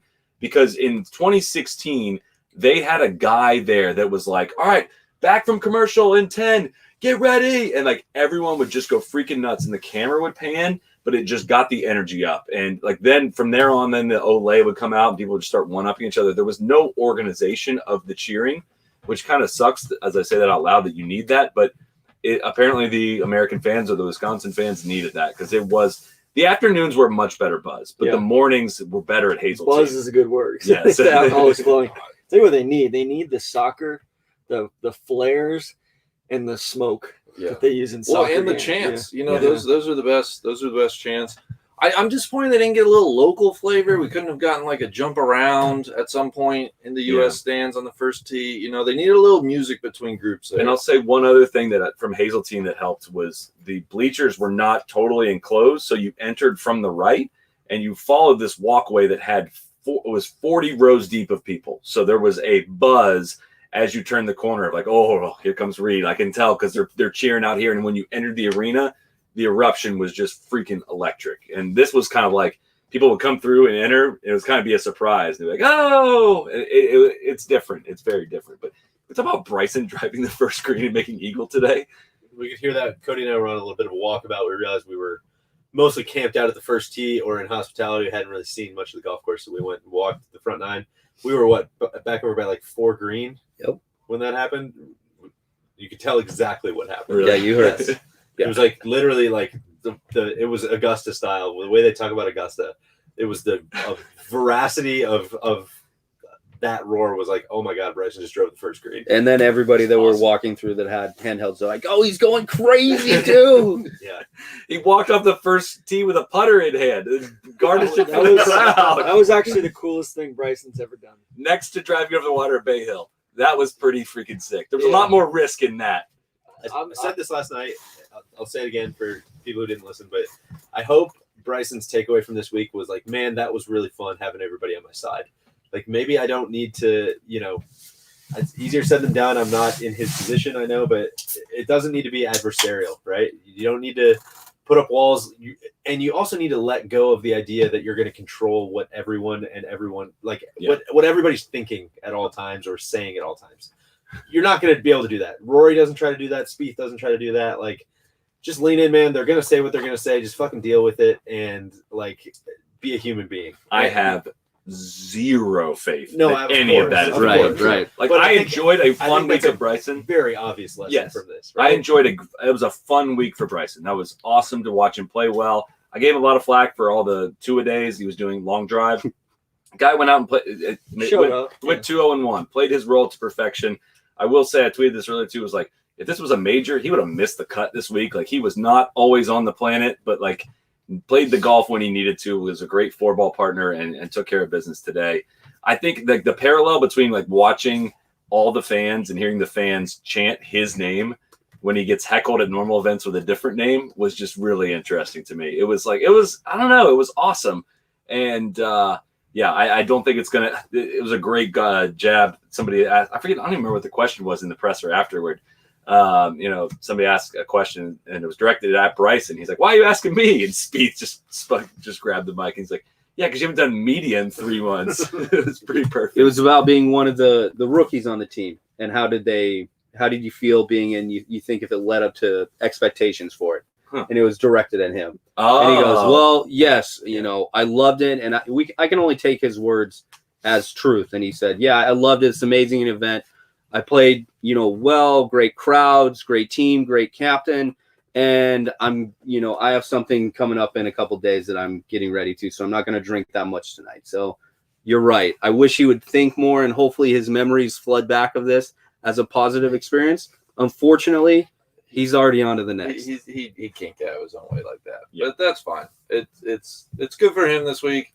And just wear a normal hat. We're Right. good with That was probably the biggest takeaway, which is like when you We're don't good look with like a that double dipshit, hat. like you're not as big of a target. I'm ready to get back to normal though, and like everybody shits on Bryson because he's just, I just can't do it, man. And like this was like empty cat. It was like icing, right? It was like, hey, like this is ice cream or this is something sweet and sugary and stuff like that. And it's like Bryson, at some point, you need to be a substantive, member of golf world, right? You can't just be like this dipshit sideshow over here. And I did see his TikTok boys. Yeah, like his TikTok, his 4 TikTok friends are just standing off to the side, behind 18 green tonight. It's like, all right, cool. Like you're still Bryson. And I know I Not beat worried. this drum beating this into the earth, but like if Bryson has to play the role of 4th best player on the team, how different this week probably would have gone for him. But like just sitting out 2 sessions and playing the exact role, let him thrive. 2 quick stats: U.S. automatic qualifiers went 17-3-2. And look at the captain's picks actually went like 10-8 and something like that. All 3 guys that had losing records were captain's picks, which I still will stand by were good picks. And then the rookies 14-4-3. Dudes have never played in the Ryder Cup before when I did that. You guys want to do player grades? Did we eliminate people off the European team? Yeah. So going through. The problem is we don't know who we're going to replace. Well, all right. So Ludwig, yeah. Rory's obviously on. I'm kind of to the point where, like, if the course is what we think it is over in Italy, Poulter might get another shot at this, He could. right? Will Cody? Will you talk about Poulter's comments afterward? That made me feel some things. Yeah, absolutely. So post press conference, clearly an emotional Ian Poulter asked a great question about, kind of what this week meant and the results as they speak for themselves, but what that means for his future. And he said, yeah, this morning, Amy and Luke and I were in the car driving up. It was about a 20-minute drive. We got in the car and it was dead silent and nobody really said anything. And it kind of set into all of us that this is the last time that I'm ever going to take this drive to an event that means so much to me in my career. He really is a player who based everything on the Ryder Cup. He's had okay performances in majors before. He's won other, big tournaments on the PGA Tour and European Tour, but this is it for a guy like him, and this is what he lives for. And to hear him say, I know that this is my last shot, was crazy to hear. And seeing him get choked up about it. And the follow-up question to that was about how this week went and really about Podrick. And I think TC mentioned it earlier, but about, the guys coming together as a team, clearly supporting him and hoping that the media back home do not write this as a loss on their captain. It definitely wasn't their fault, but incredible to hear that come from Ian, who is just a stalwart for every European Tour, European team that they've had. And Lee Westwood kind of said the exact same thing. And it's interesting to see them kind of realizing at the moment, like this is probably it. This is the last time. And the way that they're going out probably isn't the way that they wanted to do it, but that's just the way the life is. And both won their matches today. True. Which is that's pretty freaking nuts. The dudes in their 40s for Europe went out and won probably their last match. But I mean, like Westwood could have avoided 7 straight losses also to end his Ryder Cup career. Pulse is 45. I think this was clearly Westwood's last shot. I could see Pulse. I mean, maybe he feels like he doesn't have that much more in the tank. Maybe he feels differently, but like just on a different course like Italy, I could see him, kind of giving another go or having almost like a weight off his shoulders because he's put so much emphasis on making this team that he starts playing well. And then obviously Rahm and then Wiesberger, which, you know, I don't think Wiesberger like embarrassed himself this week. I think he played better than his record probably indicated, but still 0-3 is 0-3, you know. I think Guido Migliozzi is He's on good. He's coming. for 24. Hell yeah. He's Italian. You gotta have an Italian on the team. Home game models love him, of course. Rasmus Hogard just won on the same course. Mm. You know who Over would there, be Nikolai Hogard as well, this 20-year-olds. is completely speaking of my ass. I think he's toiling away in the Challenge Tour now. The guy that I'm riding for. Don't say Oh, it. Dubuisson? No. Oh. Matteo Matteo Manassero. Manassero would be fucking awesome. Yes. That was my dude when he was coming out of like the British Am wins and stuff. He was awesome. And just completely lost it. But I hope he's got 2 years. 2 years is a long time. You guys said so yourselves. Big Bob. Well, then And you then want Big them all in Bob Aries, McIntyre. right? I think Find a little Francesco started to form. find a little form this A year. little better course fit. I think he'll keep coming. But yeah, I think, you know, they just what they really need is Hovland to take a step and like be, you know, a Rahm level player. Well, right? and Rory. And Roy, well, yeah, and then the elephant in the room. I feel like all the first half hour though is like they need like 8 better dudes. That's what I'm kind of getting bummed about, but we'll see. Did Rory interview today, which we've talked about, but not directly, just, you know, crying, talking about how much this event means to them. Did it make you view anything differently that we've seen from him in the last 6-9 months? I think it just crystallized a lot for me. Like it summed up a lot, which was one, like, there you go, man. There's the proof of like, I'm not meaning to demean anything. Shout out to the Valspar. I'm not meaning to shit on anything, but it's like, I like the people at the Valspar. I love the Keep them out Valspar. of No, this. the Valspar's great. Talk about the Honda or Okay, no you offense know, to people. With the Rory's Honda not even playing the Valspar. or the Honda. But that's one where it's like, hey man, like here's the stuff he cares about. Here's the stuff he doesn't care about. And the fact that he shows up to this one, an event that can move him to tears for feeling like he let his team down and he can't summon it and he can't rise to the occasion, is fucking a huge bummer. That's so depressing to me. I feel like it was an accumulation of like, I've let myself down for most of this summer, but I think now like Yes. my bad play is like hurting my team, and it just like boiled to like, oh, what the fuck am I doing, man? And I think there's a ton of both like very practical and very existential things we could read into for that. I mean, he's still probably making swing changes, right? I don't know what the peak count stuff is all about, but I think he's still going through some of that. I think he's trying to figure out how to be a dad. I think he's trying to figure out how to be a, you know, massive celebrity in 2021. I think he's trying to figure out how the world of golf is changing with distance and all of those different things. He's trying to be the principal. He's trying to be the Tour the whole spokesperson. PGA Tour, PGL stuff is all going, like he probably got wrapped up in all that stuff. I mean, he just is. He looks like a guy who is getting pulled in 8,000 different directions and just kind of doesn't know which way is up, but knows that he really wanted to play well this week and didn't. You know, and that just like is really heartbreaking. So what did he Watch change? it, What do you recommend? I mean, far be it for me to like. He shouldn't listen to He's anything I dipping say. his shoulder a Yeah, little yeah, bit. exactly. And, yeah, he's What I would love to see, I don't know if this makes sense for him, but like what I would love to see is just shut it down, man, and just don't go play the Middle East stuff. Go be out doing Golf Pass stuff or Optum stuff, or like just shut down.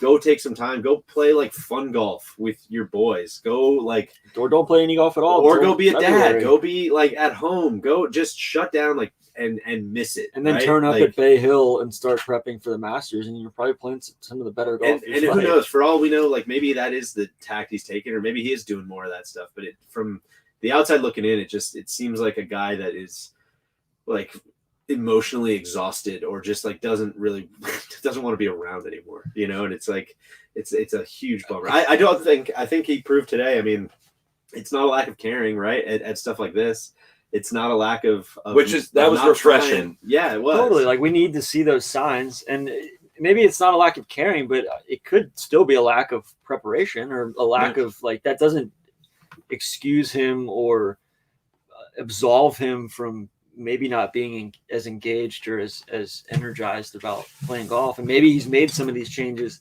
last year, and like Spieth, they have yet to take hold, right? You got to lay the foundation for this stuff, and it'll take a year or two. I think where I get most concerned with Rory is like he played 17 events in 2020. He played 21 events this year plus the Ryder Cup. Like he's not playing like he's got 30, 30, 31, Totally. 32 weeks at home. And that's like, where I think and that's where I'm like, what the fuck, man? Like, why are you so burned out? No, I know exactly, but that's where I think it almost is like I don't know. You can burn yourself out just by constantly Like not turning off. Yeah, he's just like he's so self-aware and so analytical and so like human, right? That you can just I think you can just burn yourself out by spinning your gears constantly, right? And I don't think that's what sucks, and that's where it turns into like, oh fuck, man, like that's what the money's for, Rory. Like you're only playing 20 events, like just sack up. It's like, dude, it's not that simple. Like that's like a lot of the mental health shit that all these other athletes are talking about, right? Is like you can't just turn it off. It doesn't work like that. And I think he's it's gotten just better tough to watch. He's gotten better at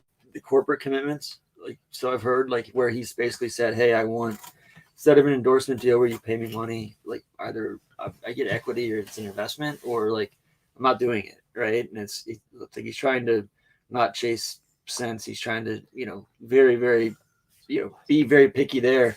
I also think like 28 and 2019, he played 25 events each of those years. Now he was highly successful in 2019, won 4 times.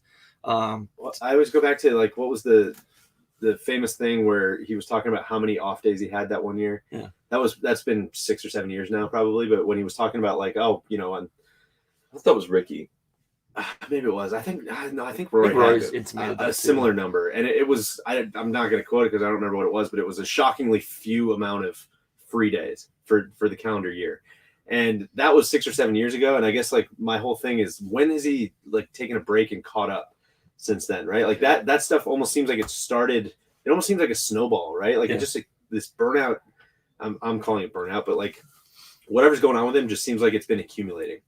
And I just don't see when that like hard reset has ever come. I think part of him thought, we'll get to Ryder Cup week, and this whole thing I'll channel something, I'll summon something, and it didn't happen. It just kind of broke him a little bit. I think also like it's got to be, maybe it's just a factor of the way that the schedule worked as well, where like I know there's a host of guys like this that they've like, when the Masters is in November and you're all this time that you've had set aside for just hanging out with your family and turning it off gets kind of flipped on its side. Like he's still catching up from that as well. So I think that's probably a big factor. It's just glad to see it's glad to see the passion and the passion and the deep down caring is there. So some folks in the chat wondering about a caddy change for Rory or a team change. What do you guys think about that? I floated that in the past, in that I cannot effectively say in any way that Harry is a bad caddy. They have won together. They've had great success together. They haven't won majors together, but Rory made that move after firing JP to say like, you know what, I kind of wanted to take more of the responsibility on myself. Like I was there the first week. I think that Harry was on the bag. He said like, I'm getting my own yardages now. Like I'm more plugged into my own game instead of having like someone to blame right next to me. It's on me now. And it's been several years now, and it may be time for him to reassess that. I can't say definitively, but that change has worked for him in the past. It's helped him reset in some way.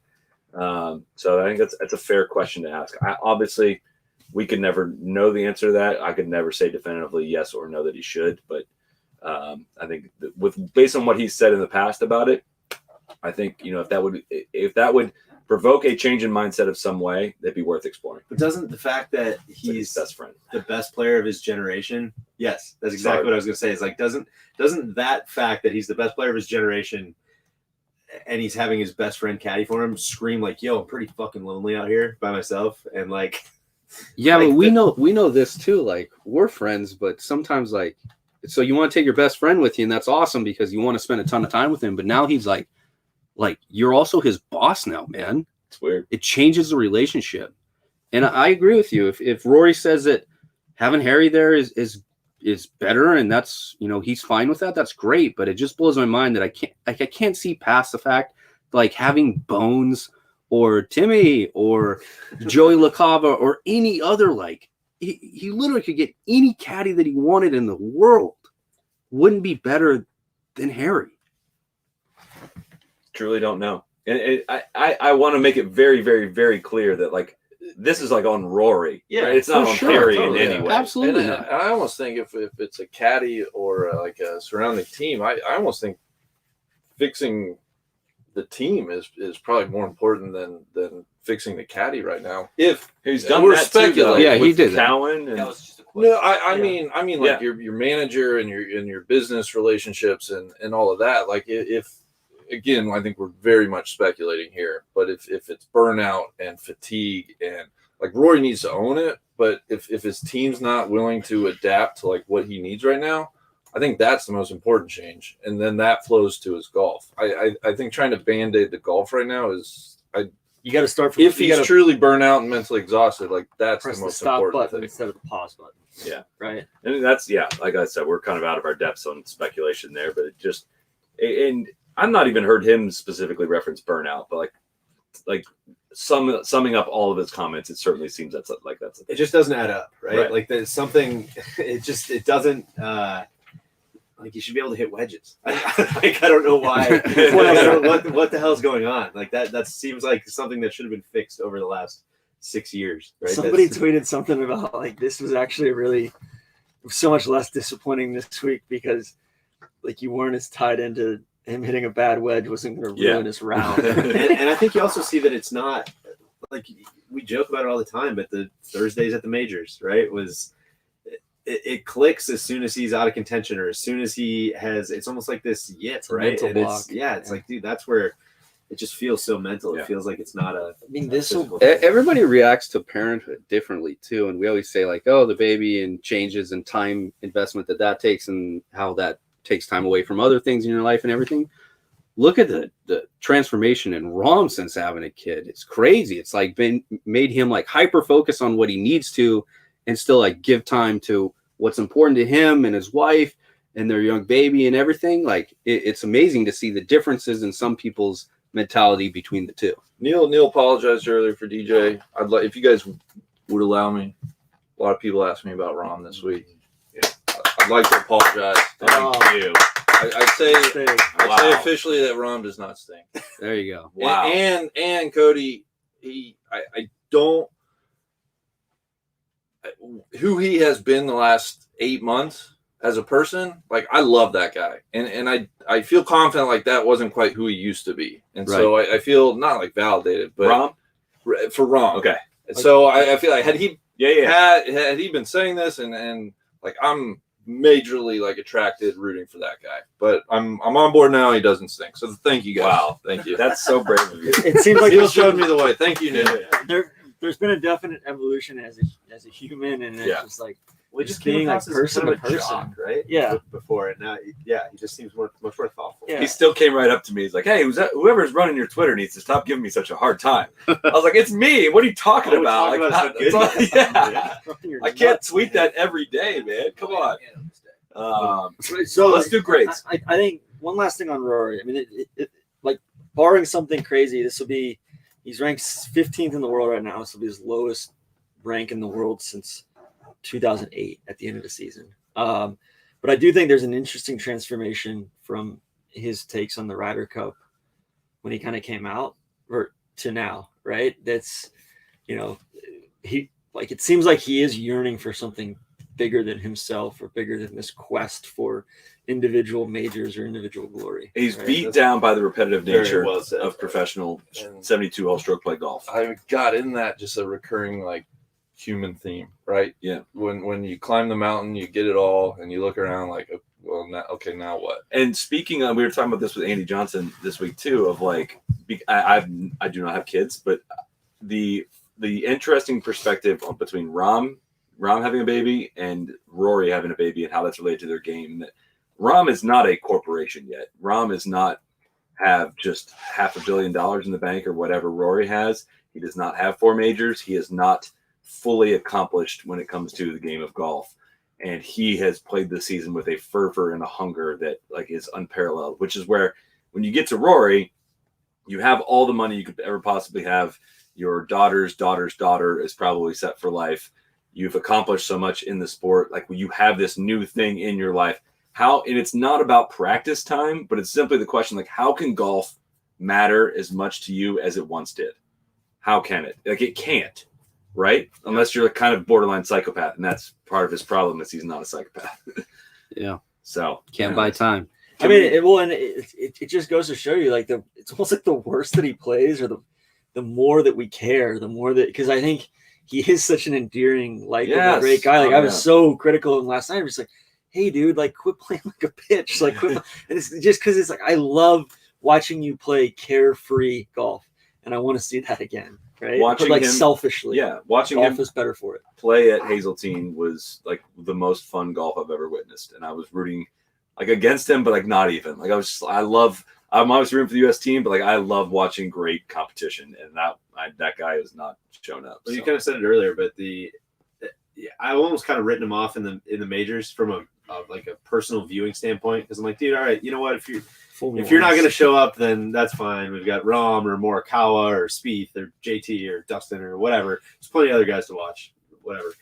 But a Ryder Cup without like swaggy Rory is Insane. Take it away. Not interested. Let's do some grades. You ready? Ready. Let's go. Let's start with the U.S. team. Give us the records as well. Okay. And I want to be. We can't. We A's are got to be tough earned. Okay. We got to grade. You're one of those professors. We got to grade. Grading on a curve, if you will. Like, but B is a good score. B is above average. B is a very good score. Inflation's an epidemic. C is not a failure. Disgusting. C is just okay. So Daniel Berger went 2-1.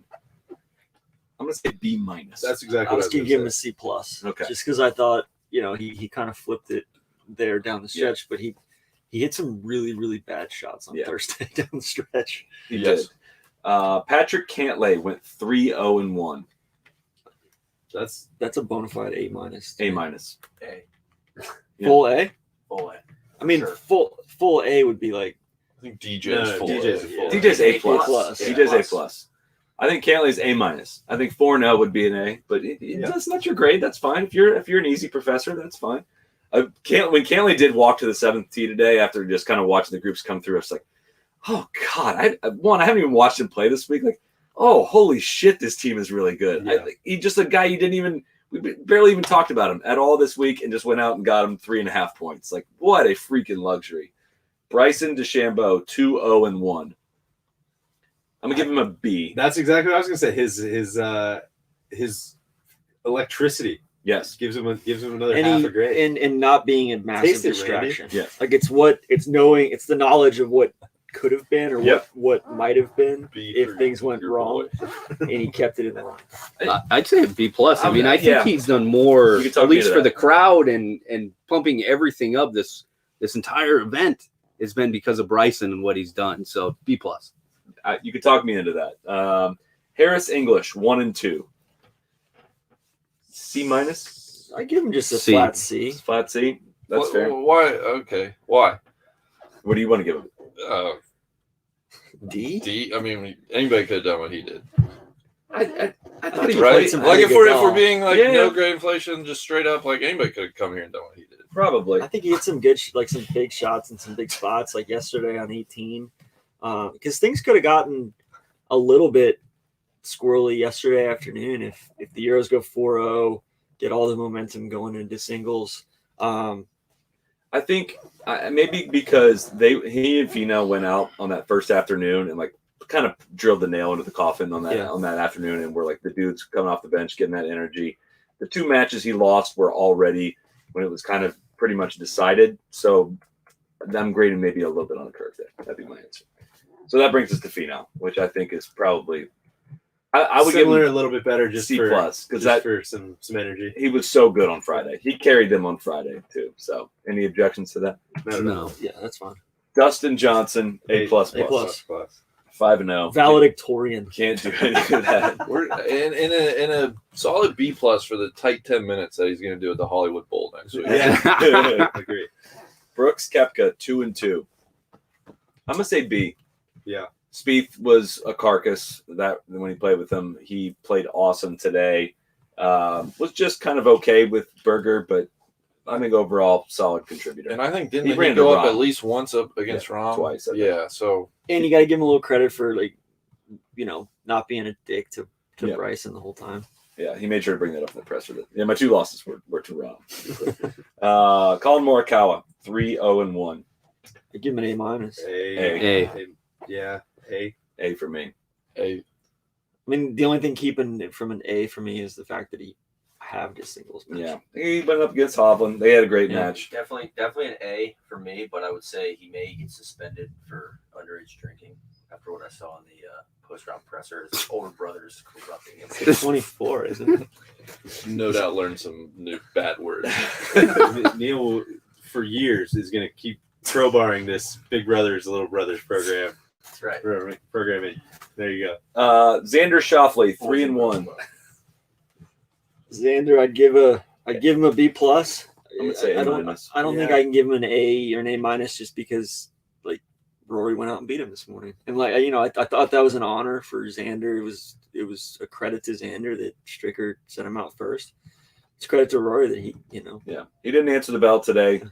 I am grading 90% of your grade was determined, before the final exam. I would say because I think if you contributed greatly to putting this out of reach, getting before singles, which he definitely did. Scotty Scheffler, 2-0-1. A. I think an A for A minus, I would say. I mean, he played good in 4-ball with Bryson, and he played freaking great today, which was awesome. I think you got to give him the benefit of the doubt because he probably took on the toughest assignment, 100%. agree. right? Where like Bryson's in his pocket on some of these holes. That's very true. That's very Puts a lot true. of pressure on the other guy. Very true. Jordan Spieth, 1-2-1. C minus. Yeah, I think with his considering the expectations, putting it all in context, I'd say C minus. Yeah.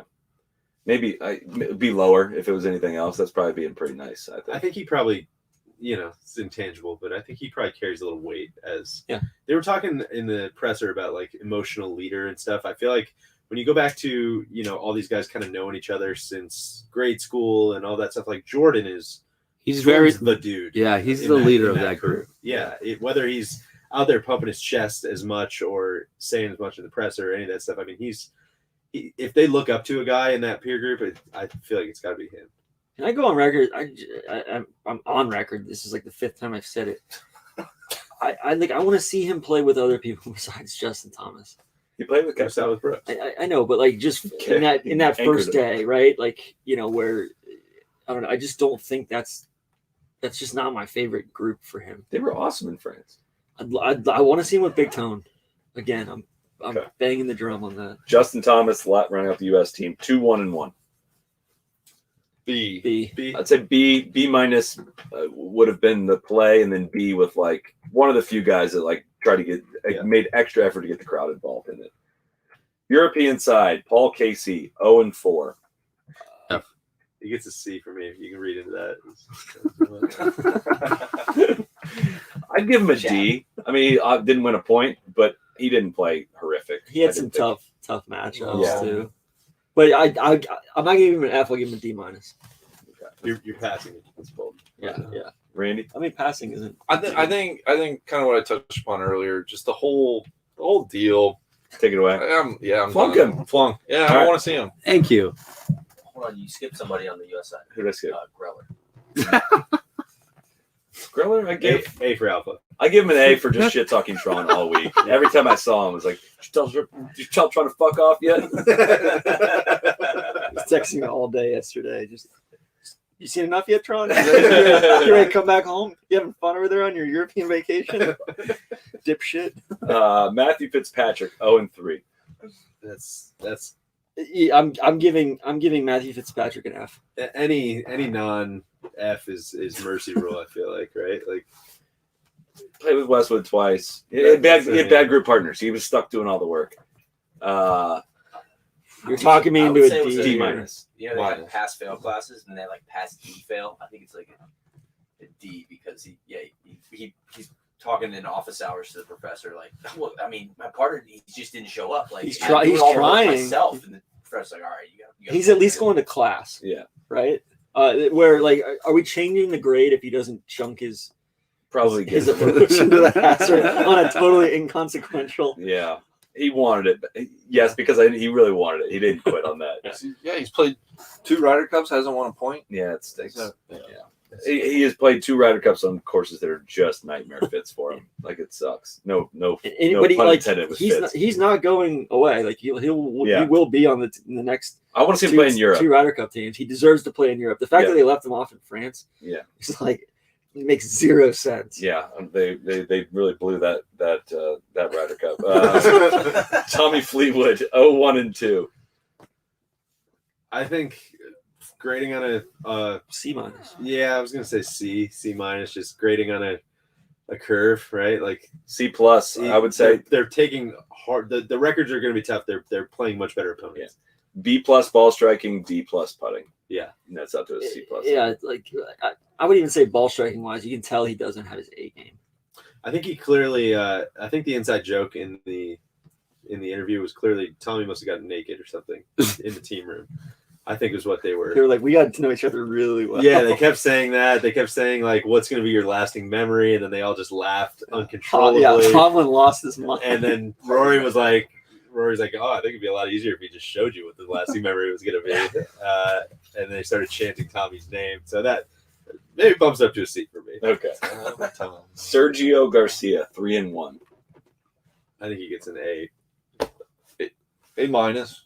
B plus. Again, his record. He's played with John Rahm a lot to help that record a lot. He didn't do a lot in one of the matches. Yeah, he played good golf. I think in the pure evaluation, though, I think Rahm spoke glowingly of him. So take that for what it's worth. That helps. Thank you. Tyrrell Hatton, 1-2-1. C minus. Yeah, I'm down with that. Yeah. He had flashes of brilliance, but just way too many very, very bad holes. You can tell he's one of those guys that like he just wants to play so good too. Like loves this moment. If he comes in with his game in the right form, like he would be so good. In this format.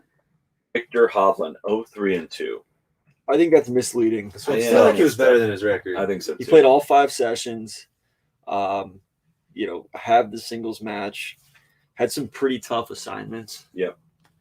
I'll give him a C. C. Yeah. Solid C. He was putting the answers down, but he wasn't showing his work. Yeah. Shane Lowry, 1-2. C minus. Yeah. C. I mean, actually, maybe upgraded to a C because he missed some classes. Yeah. I wish he wouldn't have missed those classes.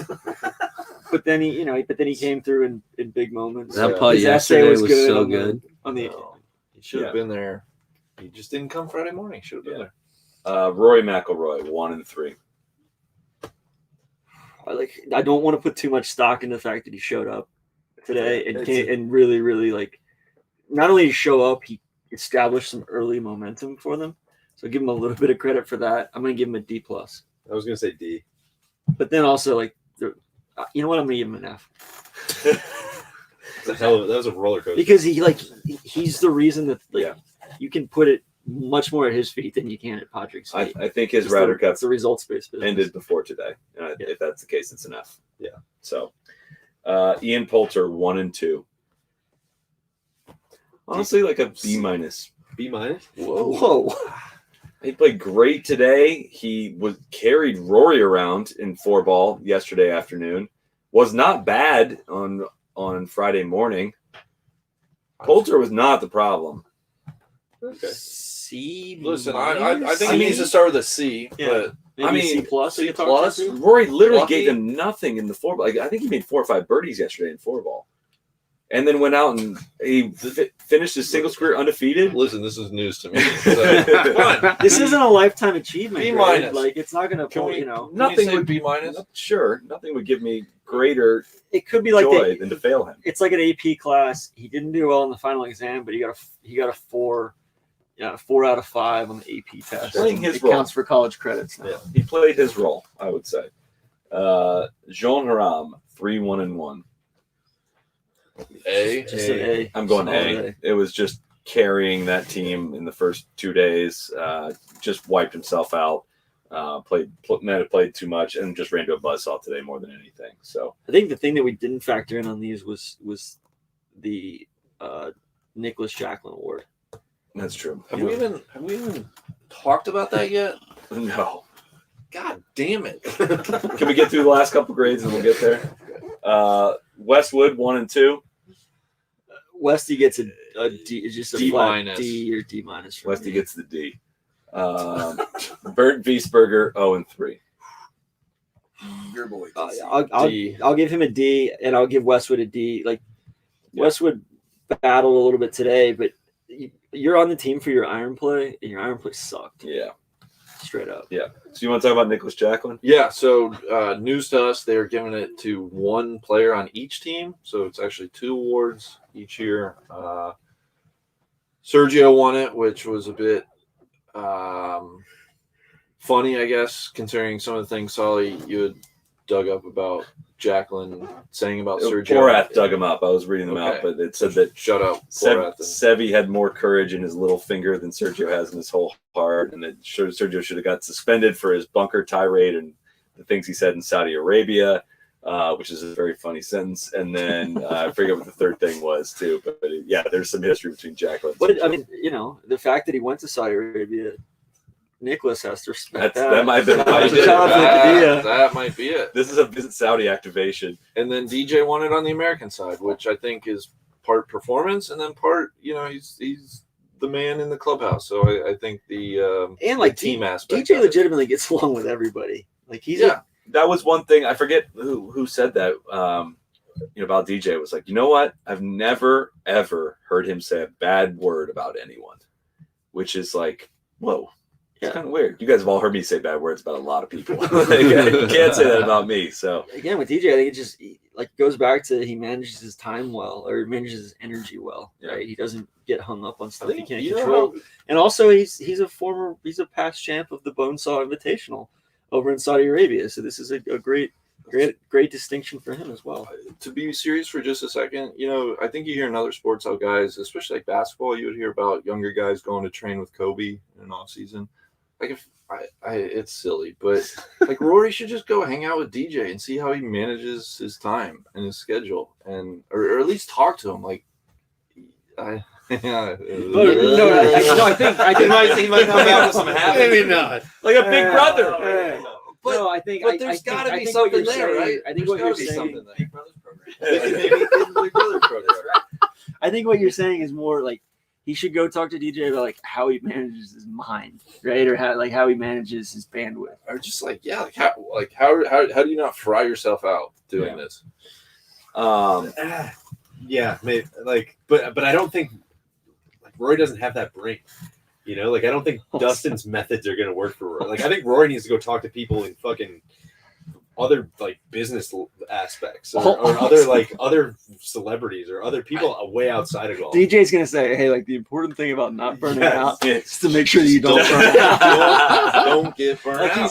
DJ's the simple, not easy kind of guy where it's not that he can explain this shit. He's just, that's the brilliant part about it. It's just who he is, right? Yeah, maybe. I don't know. I'd be fascinated. Well, I think going back to that for just a second, Whoa. I think going back to that just for a second, to go back to Rory, it is weird that I don't know what the comp for Rory is. That's fascinating idea that he should just go hang out and learn from somebody. But I know I've said this on the pod before, but the problem with, being Tiger is you have to be Tiger. I don't think that's what he's looking for. I don't think he's trying to be Phil. I don't think he's trying to be Jack Nicklaus. I don't think he's trying to be Arnold Palmer. I don't think he's I don't know who he's trying to be. And I think that might be part of the problem. That almost strikes me, again, massive projection, but that kind of strikes me as part of the problem, right? I don't know what the model for Rory's career is. It's very hard in other sports because there is an off season and it's built in. I would say what you're looking for is maybe like a Tom Brady. Awesome businessman, does a ton of philanthropic things, and also is a killer athlete, and it appears to have his family life under control. The good thing about it is that he has a built-in off season. Right. Rory doesn't have that. Yeah. Brady seems like a lot more of a sociopath than I think Rory, it feels like he's very objective and goal oriented, but also his goals are, these some of them at least seem to be financial of hey, this is what success looks like to me, because it, I want to build something sustainable, and it makes I think he wants to be more than a golfer, right? It's not about the money necessarily, but that's the currency with which you measure yourself. But the golf is a way to get there. And I think that's why he's really, really coming to like the Ryder Cup, is because it's kind of a counterbalance to some of those objectives, and it gets him out of that kind of rat race that he's otherwise in. Yeah. I'm projecting too. I think I want to give That's what's fun. as we go to wrap this up. I know we've kind of mentioned it in passing in some, but just a final shout out to Stricker for just running the playbook. He managed it to perfection. Got a bunch of dudes together that actually genuinely seem like they enjoy spending time together. They did not do like a super easy setup this week. You know, it was I actually think it played challenging to their benefit. Like it was an identifying test, which again I think is good, because I think it separates which team is far superior. Yeah, right? You want it to be that's a misnomer. I think is the Americans love these easy golf courses. Like, no, the Americans have a way better team. Like, a harder golf course is going to separate that. Well, coming in, it was all about issues that were going to be in the team room based off personalities. Right. And it appeared that there were none. Right. It's phenomenal work.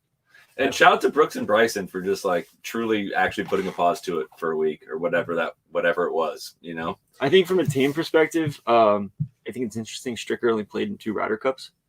Like, you know, and like that's an interesting tidbit of like, hey, it's not like he was this long time stalwart, right? Also, I mean, Mickelson seemed like legitimately 3, I think, didn't he? 8, 12, and 10. I think he only played in 2 of those 3. Okay. But he I think Mickelson was legitimately great assistant captain. Like, he seemed like he brought the energy, but didn't make it about him. Yes. Which is, you know, I think sometimes a risk with Phil probably. He was on 3, 08, 10. Oh, he was? Okay. Yeah. And then, you know, I think at the end of the day, like, you know, big thing that we've discounted for Europe for going to Rome is like, you guys are at a massive disadvantage because Zach Johnson's going to be the captain. Haven't talked about that. Well, that was my point is, you know, Stricker, unbelievable President's Cup performance, unbelievable Ryder Cup performance. I guess you just have to let guys have their shot. But if you're serious about winning Ryder Cups, why not let him keep going? If you're Stricker, why keep going? It's a lot of work. Yeah. It's a lot. And I think that would be flipping at the bottom plan, because I think ZJ is groomed for it. And which I will say, I don't know. I know it'd be tough to screw up. It's a half bit there, but like with Zach Johnson, but ZJ's consistently gotten the best out of his golf game, and he'll probably do the same. I think he's going to be almost identical to Stricker. Yeah. I think they're similar ages. They know the guys in a similar way. They played with a ton of them. They have a ton of bona fides on the golf course. They're very seemingly like respectable guys off the golf course. Like, who's going to, you know, unless we talked about this earlier in the week, but unless you're coming in and you're trying to do something absolutely radical, like, it's not like there's a ton of crazy decision-making that goes into their process, right? Like, all the players spoke about that in the press conference, the American players. Hey, we had a bunch of input on our pairings. We had a bunch of, it just felt like a big group activity. It's not these guys coming in and imposing their will. It's just kind of keeping it on the rails, managing, you know, some fires that pop up here and there, and just making sure shit doesn't get out of control. And with that team, like the team that I assume they're going to have in Rome, like the captain's role, I'm not diminishing it at all, but it's not the Paul Azinger, we need to start building, you know, SEAL Team 6. It's like, hey, I took that personally. It's much more. Well, listen, what I'm saying is they're not bringing you in to say like, hey, this is what we need to do. Yeah, this, no this, rah-rah. this. They're definitely not Herb Brooks here. And they talked about there's no big speeches. You know, there's no a special guests in to come pump videos. It up. That's not a little videos. Yeah. Exactly. That's not a little needling to the Euros. Cool videos, guys. It sounds like more of a chairman of the board than like a COO kind of thing, right? Exactly. That's what I'm getting at with Zach Johnson. So I really do think that there is an opportunity kind of for the U.S. to turn this into next year's President's Cup in terms of like a true team, right? And that's like an advantage the U.S. I feel like should have had over the last 20 years is they do get to do this every year in terms of getting 12 of the best players together. We need some continuity. Discounting the Eurasia. Is that also kind of The a Sevy trophy and whatever's going on.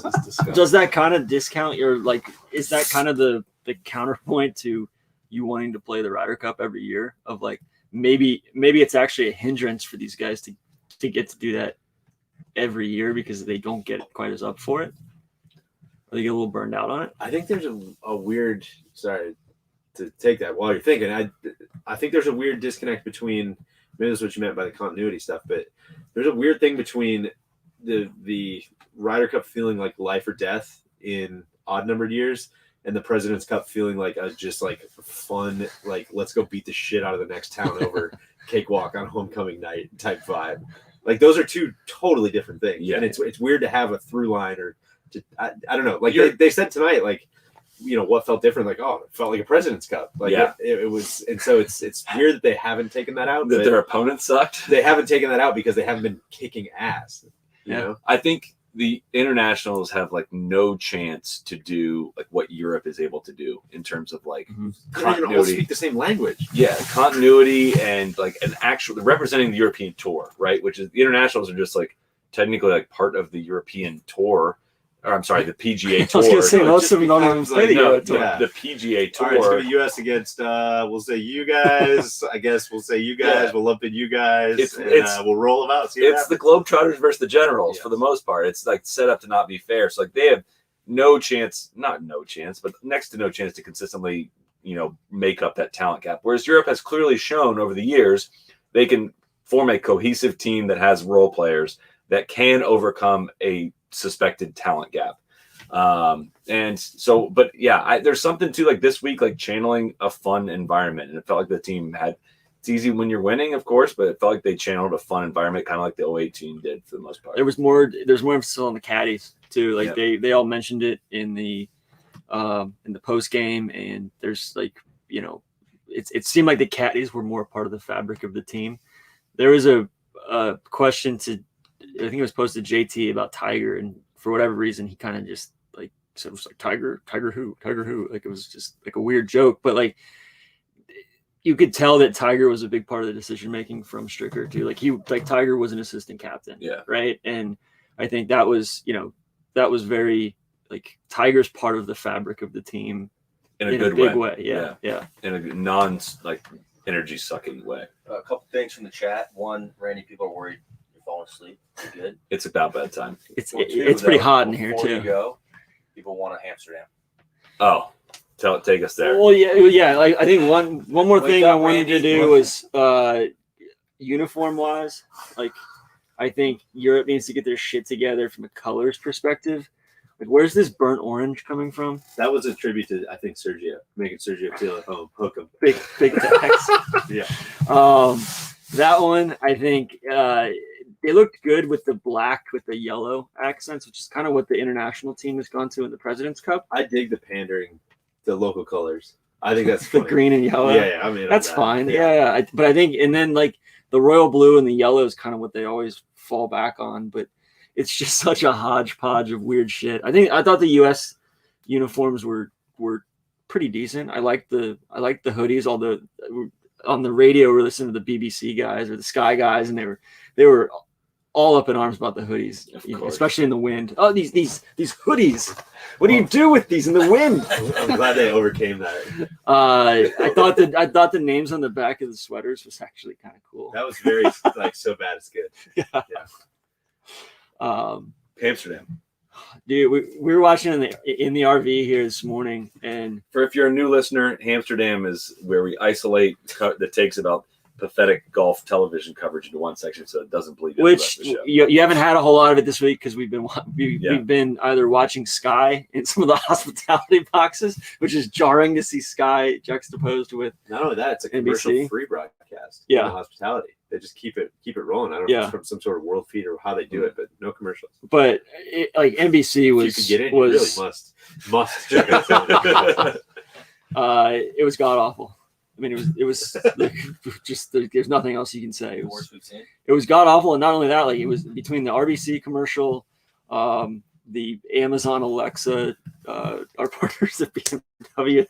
That was a tough one just because they kept playing it over and over again. I didn't know what was going on in that commercial Was either. the kid? Yeah, I don't know. Was it their kid? I couldn't. Was it just like a creepy? Was it a kid that was single looking out the mom window? and No, she's guys, on a date? It was date night. It was mom and dad out on a date night, and Right. So was the kid looking at his parents? yeah, because he's like, "Oh, mom and dad are home." That was not the look he had in his eye. It was a cock block. Yeah, exactly. It was obviously like date night. And they were, It was blue ball nation. yeah. Come on, you guys didn't. But and then he wants to pause time. And the babysitter What was does up that there with even her? mean? I don't know. Listen, there are some aspects. I'm not defending it, but I thought it was quite clearly a date night. Before we get deep on the But commercial, the best part of that commercial was that they forgot to edit the audio, so the lips didn't match up. I think that was just the. Yeah, I don't know. I heard that that's from the other RV people, too. Wi-Fi, I don't bro. think it was. I think Come I was on getting now. that from other people. I think they. I don't know if that was exclusive to us. anyways, it's hard to watch the golf. It seemed like. Yeah, Yeah, and like impossible. maybe they front loaded it, but they front loaded it so much to where even if you like the whole commercial load is still way, way, way off, and to the point where they're missing, like they missed Rory's eagle putt on 2. Well, there was. You got to give him perspective. There was another match on the golf course. Yeah, There at was a that second point match there. there was actually six balls in play on the entire golf course. 4. Or 4. Yeah. I'm getting worried it was done poorly. And then like then they started giving way too much emphasis to the first tee stuff, and then you're losing the plot with what's happening ahead on 2, 3. Like They fall behind. You never catch up. really, really cool hole is that second par 5. 5, Like I didn't see much of that at all this week. including Bryson's drive, right? 417 yards in shot. Unbelievable. It was one of the wildest shots I've ever seen. He in had person. 78 yards into the par 5. And 73, 72. 72. Yeah, I can't speak a whole lot to the actual That's not really commentary relevant, just because though. I didn't. It's not like he's hear it. like known for hitting it super Yeah. far. It's Yeah. not like he's hitting the long drive contest next week. Well, it's really hard because like I there's no event that I dig my claws into trying to like follow what's going on more than this one, and I have an earpiece in following the NBC broadcast. Not helpful at like following what's going on. So you listen to the NBC broadcast instead of the Sky or the Well, I Sirius try to XM? listen to like what people on Twitter are watching, so like Okay. I'm aware of like what they see on TV. Because anytime you react to something that is what's not being showed on TV, which is a problem. Like I'll react to something I see on the course, and it's not on TV for another 2 minutes. I don't know. That's just kind of how I do it. But like they just like start playing music during commercial, and I'm like, all right, well, there's 4 matches going on. Flip over to the Sky radio or whatever, BBC radio, to try to pick up on what's actually happening in the golf. It is just not covered, man. There was one, like they would show one shot, they go to commercial, they'd come back, they'd do a feature, they'd show, a first tee thing, and then one interview, and then they go back to commercial. It was no live scoreboard. Neil getting in on some coverage takes on Twitter as well. I mean, it's just lazy. It's got to change. Go- It won't. It Whatever. won't. But going time back to to move on. something I was saying earlier about the hashtag monetization. Look, costs money to run the world. It's a fact of life. I get it. Hard to go backwards. Hard to turn down things. But you look at how the Masters is run, and you look at the number of people that are inside the ropes. You look at the number of like all these like it's such a obvious like money making endeavor instead of like a sporting event, right? And that's just how it comes across to me. And the Ryder Cup probably less so than a lot of other events, but it's the commercialization reeks very loudly. And just like watching some of those matches, like coming down the hill, I mean, there's hundreds of people just fucking like honorary observers and just all kinds of like random people milling about. And if everybody's inside the ropes, is anybody inside it's the a ropes? weird vibe. And I think that just kind of bleeds through the TV coverage. But my larger like, point. what is the cock for? If not for Like, give me some streaming. showing options. showing some featured groups. Like, I don't think I saw a single shot from the Westwood group today until they were down the stretch. Right? There's just like cover like a sporting event for God's sake. Yeah. And they truly can't keep up with 12 matches. Like they have no shot with their format for commercials. they can't keep up with like couldn't 6 do- matches they or couldn't do 8 4. matches. Yeah, it's crazy. Can we get It's off any blasts? I think it's time. No It's sir, 2 hours. Kemosabe. We had 2 hours. I think it's the time. build out was like as impressively massive as made out to be. People of Wisconsin, good people up here in Wisconsin, good hosts. Could be better at cheering, I would say. It was a weird scene around 18 when they were celebrating the cup and like spraying champagne and like comparing that to Paris, which was like out of control, singing, chanting, dancing. If I wasn't like really butthurt, one of the coolest scenes of sports I've probably ever seen. And that was a 9 out of 10, and this was like a 2 out of 10 at the end. The boats were cool out on the water there. Yeah, Just that was kinda great vibe. going by. Shout out, of course, to our guy Ziggy, who we we parked our RV here at Zig's Golf Haven, right across the street. Awesome time. Friend for life. Weather was great. Just the whole shout out to you guys were of course discussing their commercial earlier, but the BMW folks for getting us out and being a global partner of the Ryder Cup. I think that's the main reason we're here. Worldwide partner. And it was an awesome week. Very glad to have done it. Ready. We'll have a full preview for Italy coming out on Monday. So thank you for that. And, thank you, boys, for a wonderful week. It has been 14 months of 7 men's majors, 8 women's majors. This is the end, huh? A Ryder Cup, a Solheim Cup, and an Olympics. And it is finally time to sleep. It is finally time to rest. What's our next big event? The Masters? The Players? Masters? That's it. I'll count the players in there. Yeah. And yeah, that's the next big one. So. And that's what? 5 months? Yeah. About 5 months from now. So shut it down. Let's go check out. Let's go check it down to the players. Let's go check in with our families if we can. So thanks everyone for tuning tuning in. in. To our families. Thanks for all the live shows all year long. It's been a blast to just flip on the mics and do this stuff. And thanks for supporting what we do. And congratulations to the United States of America. I'm a happy man tonight. Cheers. Vamos. Thanks to all you guys. Thanks for what you do for the game. Oh, boys. Good shit stuff.